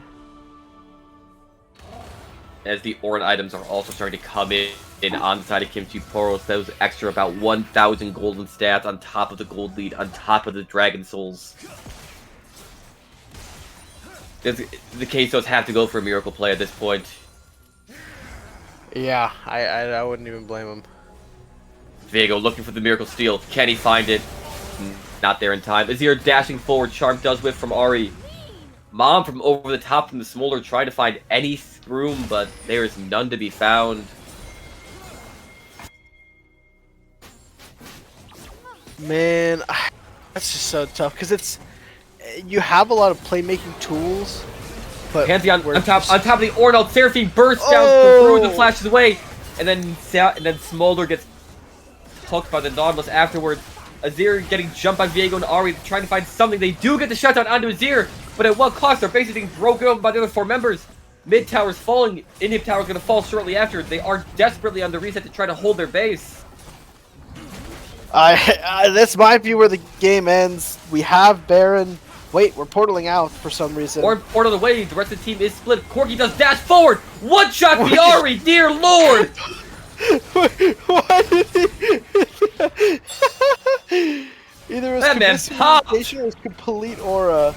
The Ornn taking the portal just to TP back in. That was CaseOhs gonna go for one final stand here.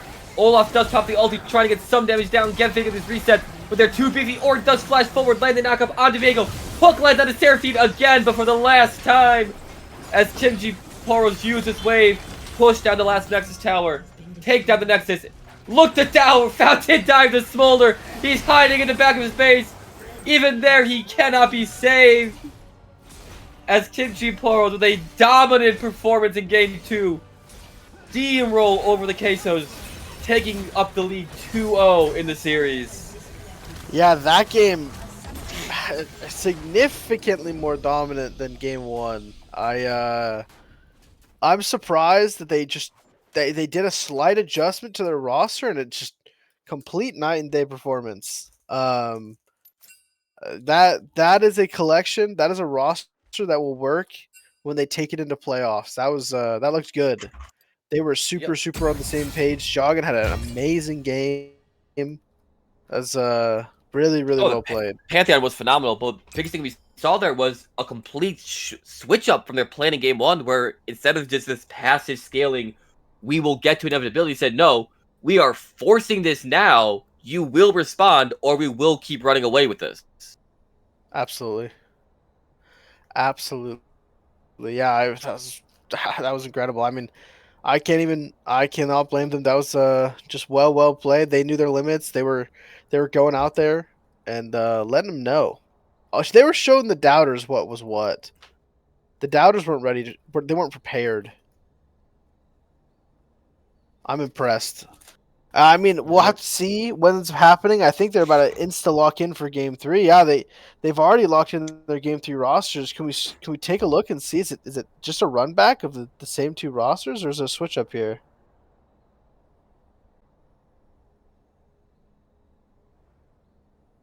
Okay, this game. Okay, Game 3. The rosters are going to switch up a little bit. We've got the exact same roster for Kimchi Poros as the Game 2.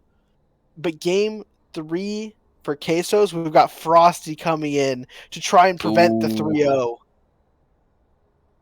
He's going to try and get that 1v9 performance that Frosty is known for coming in from the top lane. We'll have to come back and see after this break.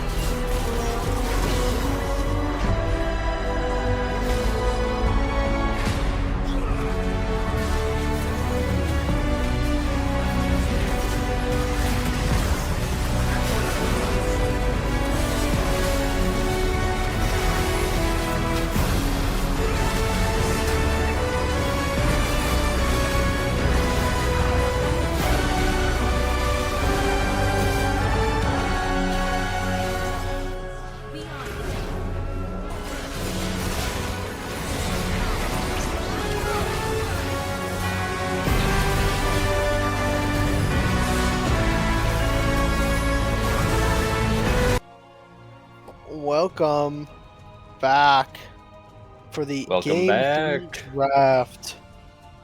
Gonna be hopping in here any second. Like we said before, we got Frosty coming in trying to save the series from a 3-0.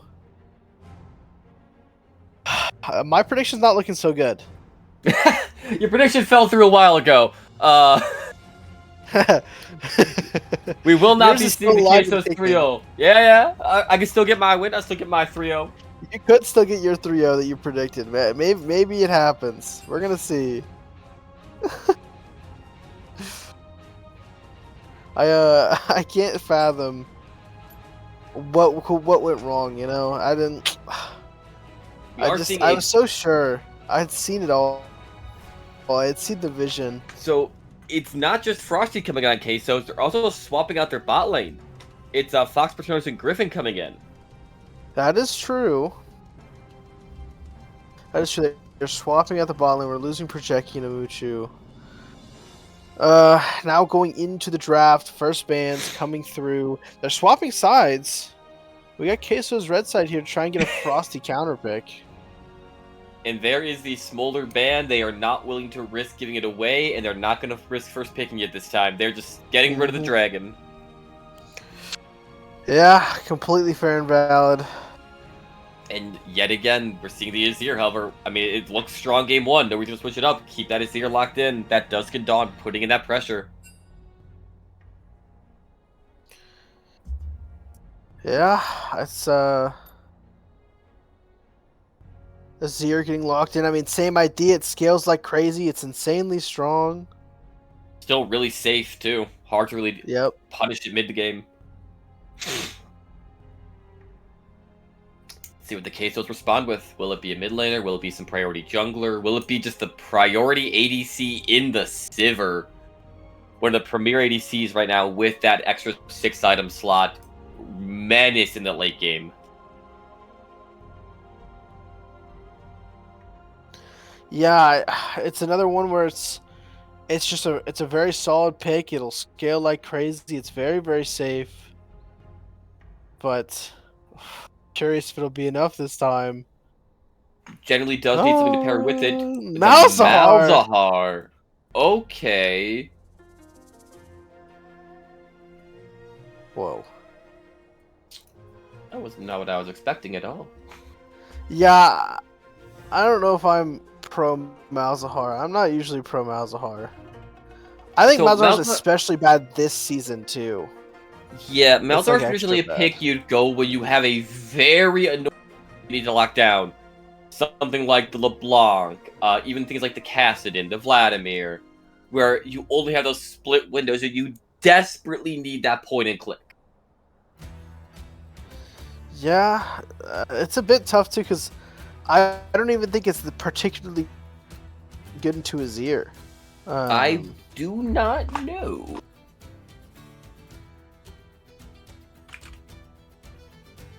Not sure. Okay, well, Ornn coming through again. 3 games of Ornn. Oh my god. Hey, you know what? They've looked comfortable out of every game. Why switch it up? True. Stone Cold being Stone Cold. I mean, hey, winning's probably more important than playing a for fun champ, to be fair. So I can't even judge him too hard. But after you know, I'll say, you know, Stone Cold might have just carried both those games. Ooh, I think we should give him a fun champ. Okay. Frosty is trying to run this top lane. He's trying to get that lead and go crazy with it. Assuming they invest at top, but I'd assume that would be such a good response into the Ornn. Frosty's super, super solid here. I love to see that Mbessa pick. Super, super duper strong. I don't know how it'll necessarily do into Xayah. But I mean, if they're fat enough, it doesn't matter. Yeah, let's see how fast is Xayah's reaction time. Yeah, we do see the Volibear ban coming out again from CaseOhs, and the Jarvan's just been permabanned this whole series, being constantly banned down in second rotation. They just don't want to deal with the Cataclysm.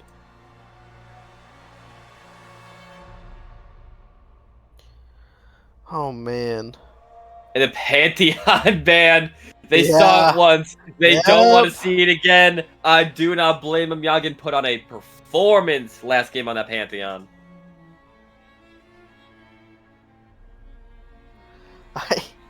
And a Viego ban. Okay. It was a lot of close calls where if he got that reset, so no point in not just getting rid of it. Take out those comfort Yeah. picks. Plus now you got the Malzahar to guarantee a reset. The It's a little Braum, tougher. they are trying to protect the Sivir, just play that passive bot side here. With the Smolder gone, I mean, makes sense. No reason to have to be aggressive. There is always there is still the Rakan, especially paired with that Zai, I feel like would go nasty here. And it's just a casual counter pick to Braum because it's really hard to lock down, and that knockup does get under the Braum shield. No, it's going to be the Lulu instead. I like that. As long as she's not getting insta one-shot by Mbessa, I do like it. I'm iffy on the Lulu. I'm not sure how else she's going to pair with Xayah, who really wants that engage tool, but They kind of have engage tools already a little bit. I mean, like, and they're gonna get another one with this Udyr. well, I'm talking specifically for laning, because she is that short-range ADC. I don't know how else she'll be able to benefit from the Lulu, but we do see I the honestly Udyr. don't think that they even want to fight. Like, I think Xayah's content with just like chilling and farming until they get to like mid-game team fights. Because I think left side, as of right now, I don't know what this last pick is going to be, but as of right now, this left side looks plenty strong to completely. The Xin Zhao. Okay. Strong duelist. I like been it. a meta staple since Sundered Skies release, basically. Really good into his ear. Really good into his ear. Yep. I don't know the matchup into Udyr so much. I don't know if it's like necessarily good or bad, but I feel like Udyr runs him down solo, but I feel like we're gonna see a lot of 2v2s this game. yeah. Yeah, I don't know if I also believe in this Braum that much. Well, I mean, Braum he is a bit stops iffy to Orinhorn, me. and that might be enough. Yeah, maybe that's literally all it is that's all they need. Yeah, because actually just looking at it, that's Kimchi Poro's only real engage tool besides like an Azir shuffle. Yeah, it'd be like Udyr running at them, Azir shuffle, Orinhorn. Yeah. I feel like Kimchi Poro's gonna have a little trouble actually starting fights, but again, they have that scaling in the Azir, in the Ornn. But CaseOhs also matching it with the Malzahar, with the Sivir, with the Mbessa, so... Does Malzahar scale? I swear this champ is so Oh yeah, no, he useless. scales like crazy. I've never seen a Malzahar do literally anything ever. This Well, champ he is needs like he needs terrible. both burn items, Void Staff, Rylai's. He needs all these things, but then that Dot will be doing like 80% of their health bars if they're not careful, and they can play those long team fights as that clicking top. Fair enough. But it all comes down to how well each team actually performs on the Rift, and we'll find out when we come back for Game 3.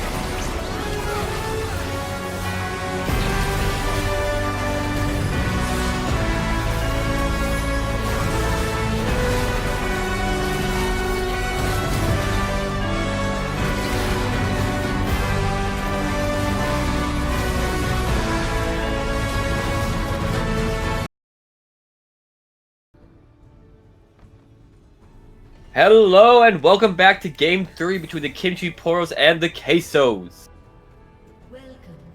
Oh yeah, we're back at it.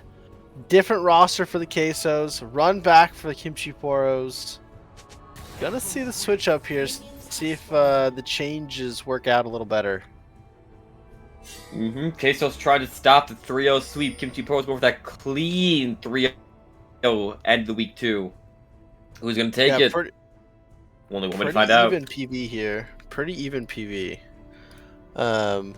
Only 6 different, so really gonna be I assume, closer game, because I think last game was like, I mean, they weren't that far. Like 16-point difference. 15 It's minimal. It's minimal.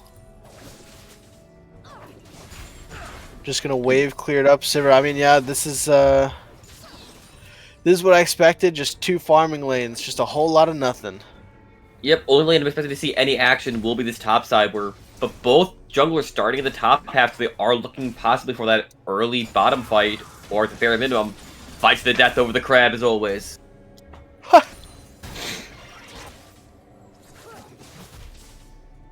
Yeah, wow, okay.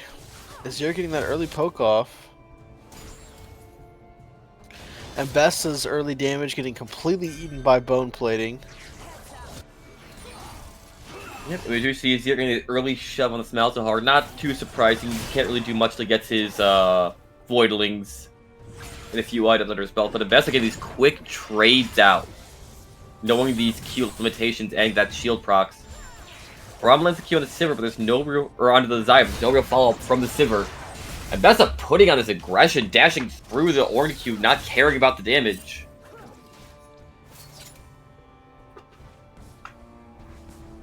Oh man. It's a goofy ass animation. Or VFX or whatever. The amount of stuff that gets blocked by Braum Q and Lulu autos. Okay, the pullback on the feathers, just complete waste of mana. We missed the minion anyway. Nah, I'm blaming too much. I can't say that. I take it back. So sorry, Carpool. Damn, man, this is talking all the shit. Now down to start counting minions. Oh my gosh. Okay, it's coming back into Frosty here. So if he lets it push into him, he could set up a nasty freeze. A lot of pressure onto this Ornn. Ornn doing the full clear into just topside scuttle, not wanting to risk that fight in the bottom side. Yeah, Udyr's probably gonna just run. Udyr might be looking for a gank onto this Ambessa. I don't know if he's spotted out. There's no ward out for Ambessa right now. He is spotted, but Ambessa just dashes away. That mobility creep coming in big with all his dashes. Azir looking for a gank on the mid lane. Azir does shuffle away last second using all his mana. Or looking for a fight onto Ambessa. Ambessa does get stunned by the Udyr, but she does have the flash to get away. Yeah, we'll Zaya looking survive. to fight onto Sivir now on the bot side. Fight's going on all over the map. Braum does land the Q onto Zaya. Sivir get 1 auto. Ignite down onto Zaya. Exhaust down onto Sivir. Braum passive 2 stacks onto Lulu. 3 stacks, 4 stacks. Lulu is stunned. Sivir is right clicking. Featherstorm or Featherpull does not root the Sivir. She does get to walk away. Yeah, importantly, they were taking that fight double level 4 to double level 3, so that was really tough for Kimchi Porter's ball lane to get that win. And if it was just a pure trade, it was looking a little favorable, but they're just gonna reset and call it a day. A lot of summoners burned. Actually, no, it was really just exhausting Ignite the bot side. Yeah. Udyr trading hits flash for Ambessa.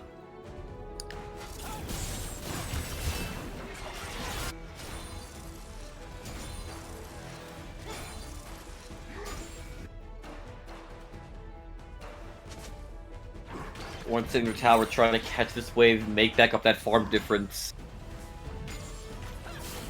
Ambessa is just content to sit here, slowly let the minions take down that plating, get her that extra gold, get her towards that quest completion. Gold dead even across the map right now.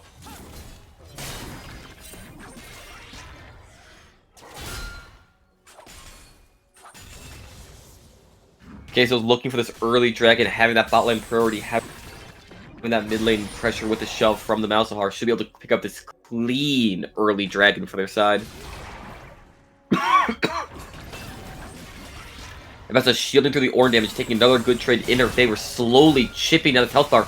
She does have the public execution. She look for a dive here before the Ornn hits level 6. Ornn does hit 6, so the dive would be riskier now. Malzahar still slow pushing the wave with his minions, taking it down from outside the Azir range. And that's slowly chipping him down, letting those Qs, looking for that window, just takes the proc on the plating. Udyr getting caught in the bot side. He does get the Braum passive. Xin Zhao is here for the knockup. Does get the knockup onto Udyr. It's enough. Braum does get the kill. Zaya's right clicking. She does get the fence down. Braum stun onto Xin. Zaya can't pull a powder. She does get stunned by the Braum, but she does still pick up the kill onto the Xin Zhao. 2 for 1 in the bot side, but 1 kill, 1 in the Braum, so I think you take that as Kimchi Poros. I thought for sure that Zaya was I thought Xin Zhao was gonna live for a second there, and that was going to be very, very scary. If they Zaya just went got the feather pull, that would have been massive. I think she would have got a second kill there. Yeah. Yeah, super, super unlucky. Super close I fight. mean, and then looking at just like generic mid lane, I mean, we're up a little bit of CS. Nothing too crazy. It's sort of just the name of Malzahar, which is just, even if you're like, I'm not to put down Vel Tower, to be clear. Legitler is super, super good. Oh, so a champion like Malzahar to kind of neutralize this lane a little more is super. I mean, they've also shown the efficiency on this Azir, so what they can do with it. So going even, I think, is perfectly acceptable. Yeah, I like in the last series or last game, I think on Ari, Vel Tower was down like a good bit of CS, and so this kind of this looks a lot better. It looks a lot more playable just off rip. They don't have to make that early lane pressure matter now. They can just play the safe, play the scaling. Oh, that investor trade. Frosty definitely knows these combos, knows that range limit. Yeah, speaking of CS difference, there is a 30 CS difference nearly in the top lane right now. I think that's basically the entire gold difference. Yeah. Oh, man. And the 2 platings, too. Every time Ornn tries to go for the short trade, and Best shields it and trades back harder. Bit by bit, every time he goes for farm, he loses a bit of health bar. Again, Q1, Q2, E forward, shields out. Difference. Oh, it's so tough. Oh, it's so tough. I mean, thankfully, Stone Cold hasn't died yet. Like, he's losing the farm, but he's not really giving Mbessa anything extra. He's just behind. He's also getting the XP that he needs, which is, I think, the more crucial stat. Obviously, gold matters, but XP is, for Ornn scaling, the more important. Big thing, gain that level 13 and onward, being able to upgrade your teammates' items. That's where the real power of Ornn starts to come in. So even if he's behind, 1k, 2k gold, if he gives out two Ornn items, that entire gold difference is gone. Yeah, trading grubs for Xin Zhao's top side, but Xin Zhao's just going to try and invade and take his top side instead. Lulu getting some poke on Braum does throw up the wall. Braum Q does land onto Lulu, but there is no fall.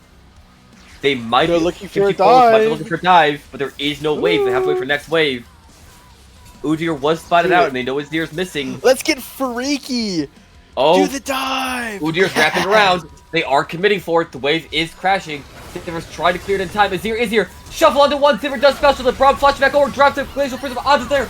Zaya does drop the ultimate to drop the tower aggro. Udyr is burning, but it's a clean tower dive. 2 for nothing.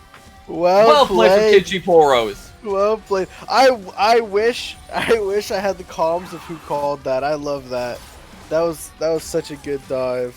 And even there, where Sivir spell shields the Azir, Braum flashes back forward, flashes back under tower, lands the ult onto the knockup.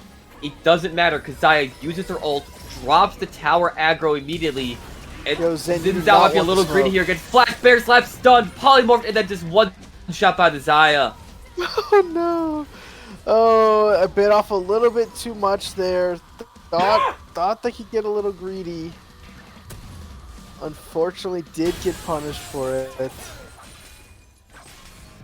Man, oh man. And that might be the gold swing Kimchi Poros needed to really start getting back in this game. Zaya finishing up her Storm Racer, playing for that burst damage. Udyr finishing his Leandries. These are some big power spikes. Frosty is up 50 gold. Oh my god. 50 farm, sir. Sorry, yeah, 50 45 CS. There you Frosty's go. up We on can the math. horn. Almost 1k gold lead just from minions. Yeah. If you do see CaseOhs forcing the second dragon, Udyr is here. He does have his Leandries. Azir's wrapping up his side. Does not have the ult back up yet. Now it is Zaya, so I think with those ults being down, CaseOhs will be able to secure a second dragon. Slowly work towards that win con. Yeah, really, really well played. Love to see that. Nice dragon secure. That's very funny that essentially every single dragon that has been taken in the series has been taken by the red side. Ooh, Coincidence? Braum Shield blocking so many feathers there.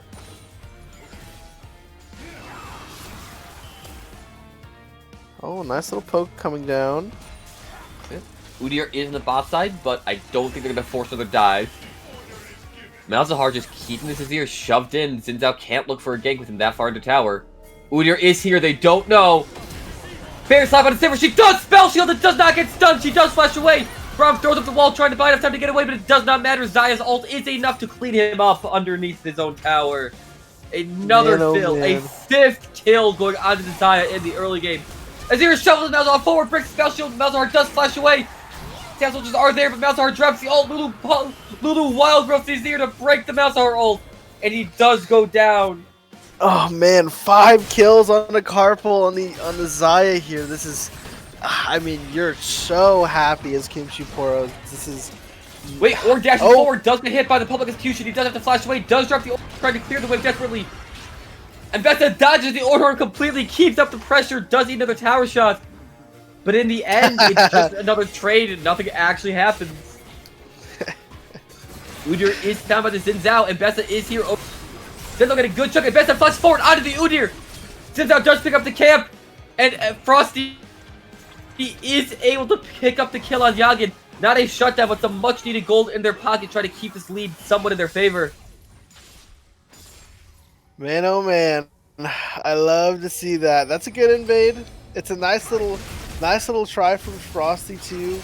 Obviously, it didn't work out, but gets some consolation prize there for killing Chug, and that's some gold Also, in the pocket. Can't be too mad. Also, the no hesitation from Frosty, just immediately flashing the wall, saying, "No, we need to do this now." Yeah, no, I gotta get some gold. We gotta get some gold here. Ooh, Udyr does land the knockup. Frosty is relatively low, but Xin Zhao is here for the tower dive. Starts the Q1, Q2 does pick it up. Another kill over to Frosty in the top side. Super good dive. Clean dive, Yeah, and that should be first tower. Also, never mind, Udyr is... The pro's here. It is gonna be Go a race. away. He's gonna try to pick this tower, but at that low health, Udyr might be able to stop him. He cannot pick up this tower right now. And bot lane is being pressured. It might be a bit of a race. See who gets that first tower gold. It's 1 auto away. It is So 1 auto, sad. but you don't want to give Udyr that Ambessa shutdown. No, you really don't. Frosty I don't even think she has no shutdown really, because they're still down gold. Oh, Zaya ult coming out. Root does not land on Sivir. There is a TP from behind. It is Frosty. Zaya flashes away. Braum landed the passive. One more auto. Frosty with the public execution onto the Zaya. Big kill onto Frosty. Udyr does or does TP in late, but there's nothing for him to do. The fight's already over. Frosty trying to put this game on his back, take another kill and run away with it. Frosty's trying to do everything right now. Runs right back top lane, trying to get this first tower. Both TPs burn from the top laners. Azir jumping forward, does not hit the shuffle, just keeps some damage from the soldiers. No, that would have gone crazy to flash shuffle him in the turret. I was ready for it. I don't think he needed the flash. I think he would have been on the tip to just shuffle. I don't think he needed the flash because it does hit probably. It does hit that little bit behind him. Yeah, I don't play enough Azir to know the range. I just watched a lot of Faker. Hey, respectable. Din's out. Oh, sidesteps the Azir ult!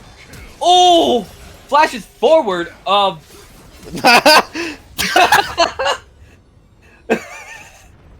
That had to be to send a message. I think he tried to flash forward with the Q3, get the knockup, finish the combo, but he flashed a pixel short, didn't get the last auto, and just pulled a 6-pack. Mind control for the Zero flash. Mind control. Mind equal control. No, that went hard. Damn. I respect that. The step back on the Zero to burning flash for style points. Ooh. No, for real. Azir dashing forward, doesn't have the ult up. Malzahar ult onto Udyr, he is CC'd in place and best lands public execution. But Xayah and Lulu are there to bail him out. He cannot pick up the kill as Udyr flashes away to safety. I know Udyr's solo, but I think this fight is so winnable. They should fight this. Without the Malzahar ult or the Sivir Oh, ult, they have no it's gonna Ornn be and rough. Bess is here. I lied. Yeah, no, and Bess is there. That is No the way. Rainbow. She has 2 Run. items. There's no Ambessa ult. If she gets on your carry, you are dead.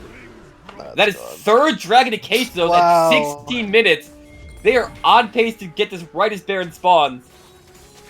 And with it being an Ocean Soul, that Ambessa and Xin Zhao become even harder to put down in these long team fights. Yeah. Wow. It's gonna come down to. I mean, can Ooh, Frosty Azir carry pushing her? forward, again, just keeping this pressure, playing really aggressive. But Frosty is a very fed Ambessa. He does not care. He's going to take those minions in your face. I mean, I agree. I don't think this Azir is weak though. This Azir can scrap with this this Ambessa right now, especially with this He Dusk can of Dawn scrap, item. but can he commit? Braum throwing up the shield to help the recall go off. That's a quality support right there. No, if he was really a quality support, he'd just throw his life away. Come on now. Just a Kimchi shield? Poros That's all you are got for me? Are threatening this Herald. It is almost down. The jungler is not there for CaseOhs. They are going to pick up the free Herald. They have to try to get out of the fight. Ornhorn does come down. Braum doesn't have shield to block it.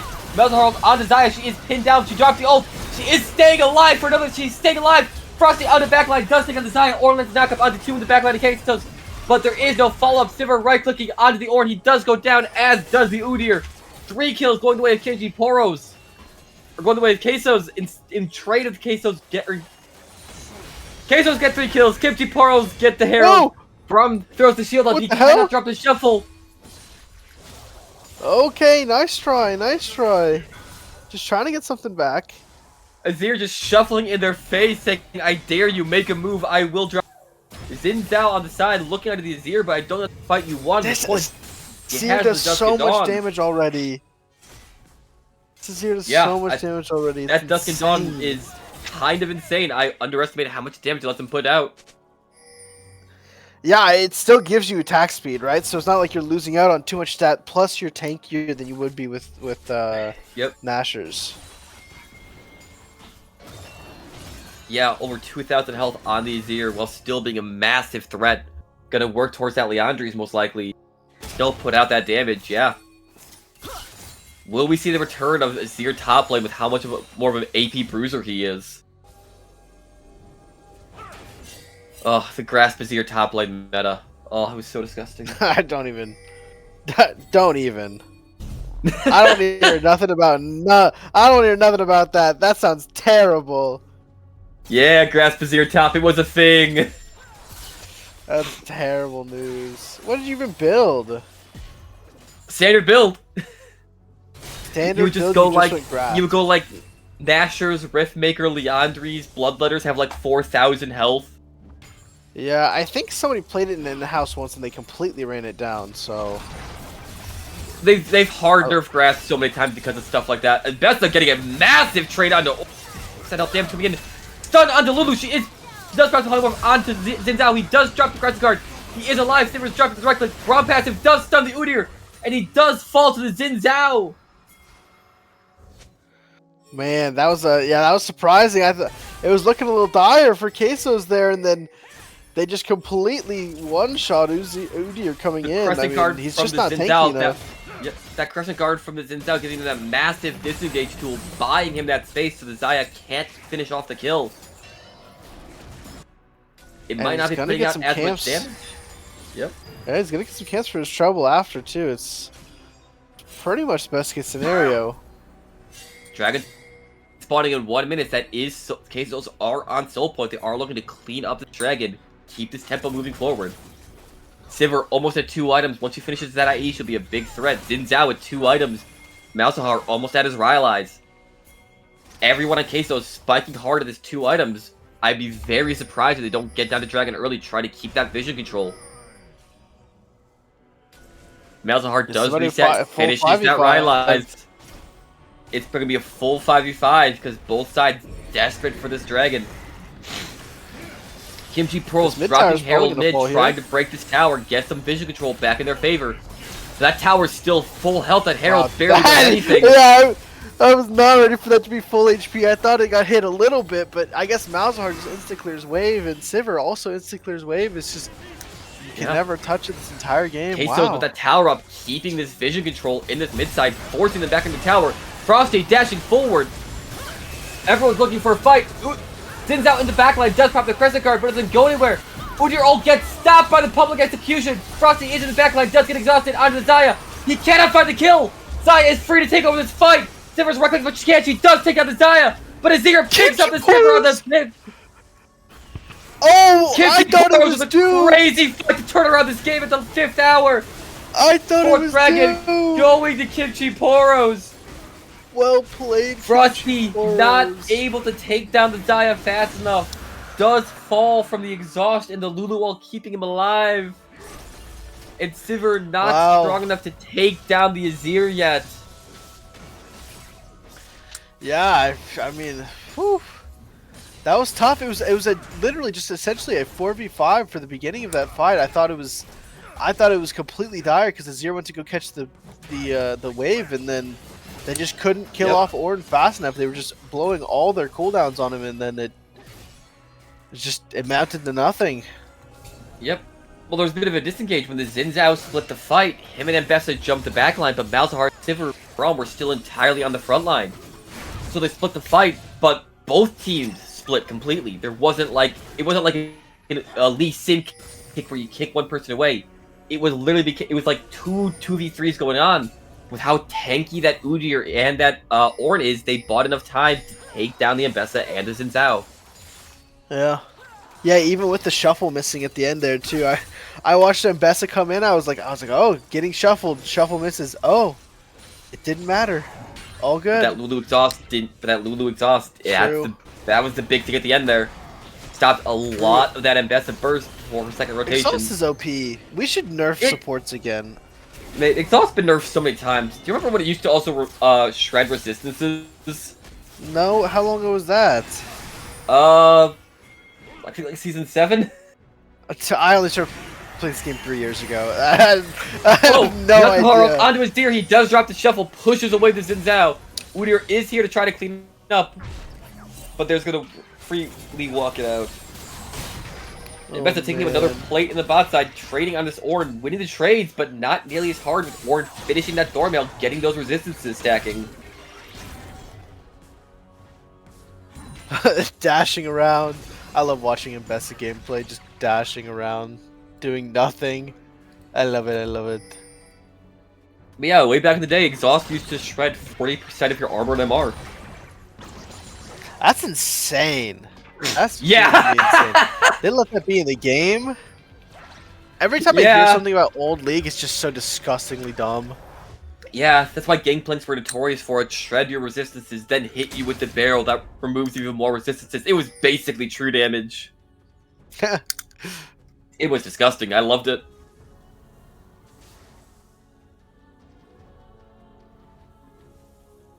Okay, now we're kind of coming into a point where Dragon's not up for 2 minutes. Baron could be pressured for, depending on how we're looking. Trying to drop this tower. Braum does shield, buy some time, but there's too many there. Sivir flashes away, Ornhorn over the top.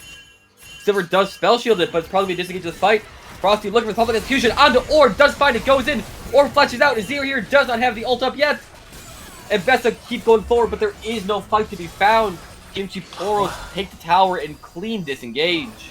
Was it really worth it to decent assist the Ornn? I'm not sure if you were. If there was any guarantee. I mean, never killing him. To get a fight started. Yeah. But that's one of their big engage tools. So with that down, Kimchi Poros can look to pressure somewhere. But they did also Yeah, burn the Orn Horn, so... That's fair. That's another where I feel like he could have just. Orn was walking out for free whether he did that or not. I don't know if. Yeah. We're just blowing cooldowns to blow cooldowns. We are starting to see the ornaments come out. Zaya at 4 with the upgraded IE. Zin's out dashing forward on Lulu. He does get polymorph. Zaya root onto 2. Braum does have to flash away. Now drop Crescent Guard. Man, the Zaya And yet is again, strong. Azir ults Malzahar away. No. Oh, no. Shuffle. MLG Pro. Faker, what was that?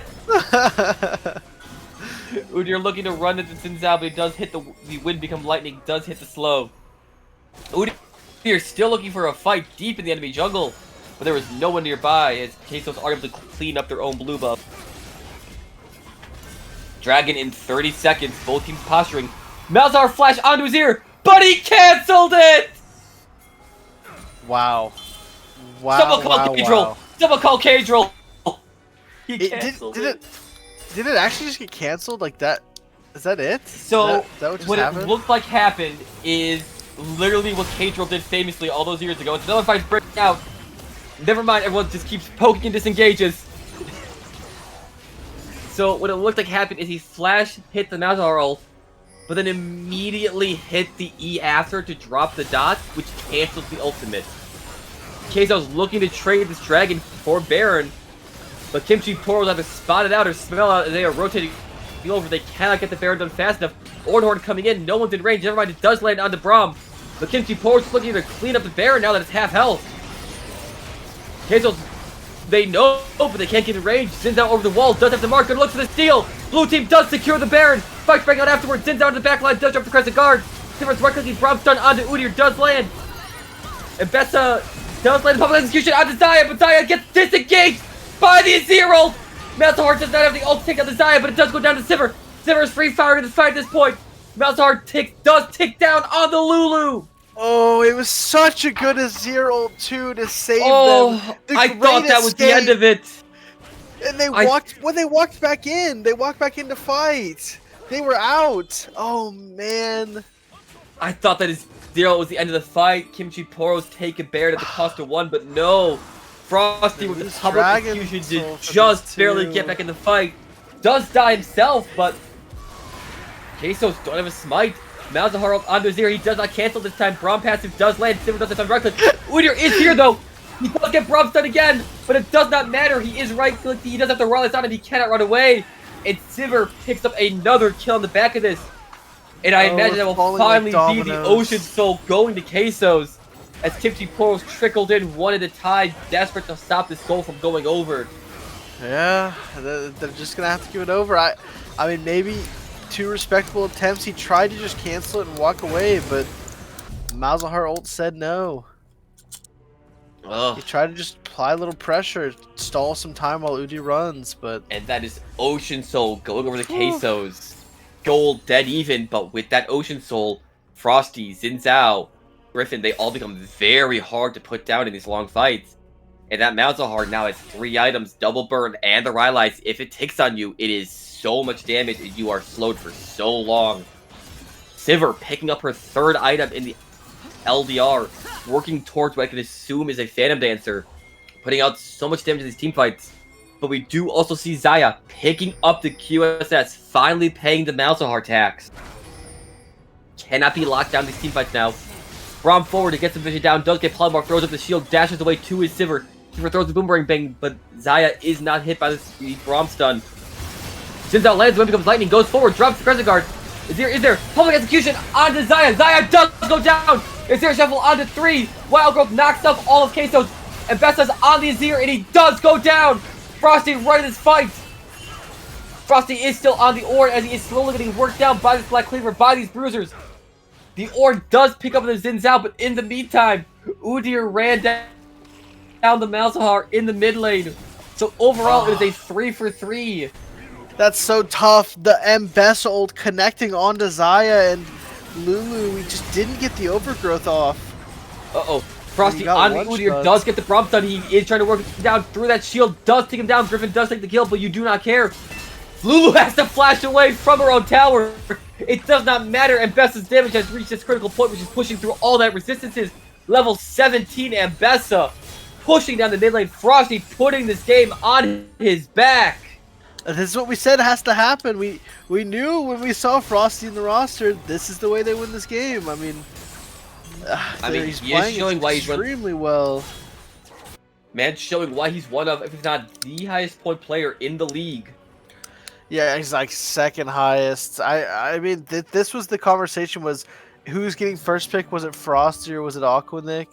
Obviously, he ended up getting picked second, and I mean, he's proving that he should be of potentially a first picked option instead.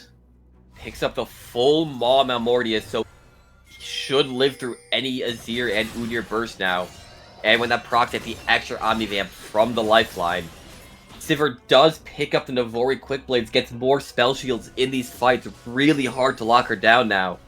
But at the same time, more Ornn items coming in. Azir getting the upgraded Dusk and Dawn, the upgraded Sunfire. But he needs more levels to give more upgrades at this point.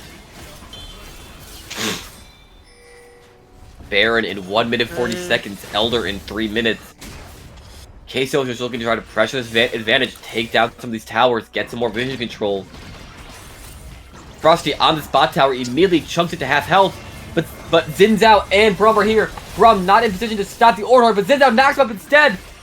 Braum passive does stun the Udyr as Braum was taking the tower that entire time. They do take the bot tower, and Kimchi Poros have no way to respond. Yeah, now effectively pushing it to a 4K gold lead. 3K. Oh! Public execution land, but Udyr CC's immune through it.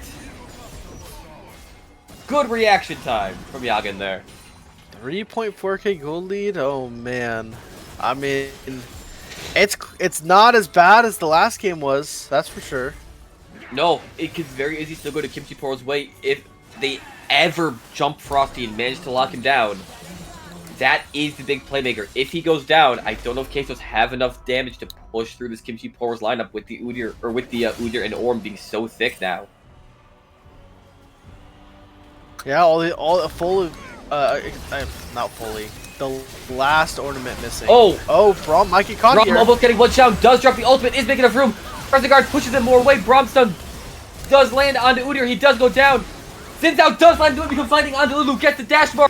They are pushing forward. Malahart onto Zaya. She does plenty with the QSS, but it does not matter. Frosty's there to pick up the kill. Sivir getting jumped by Ornn. Gets almost one shot by the Ornn. But Ambessa TP's in and lands the public execution to save her ADC. That's going to be the game. Well played, CaseOhs, in that last fight. I mean, we're trying to. We think we have a pick on Braum. It's really close, but it ends up turning into a 4v5 fight because Ornn just isn't there.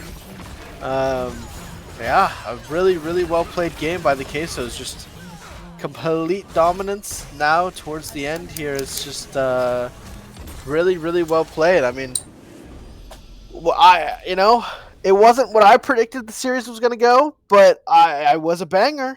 Hey, it was a banger. I wasn't right either. I picked that 3-0.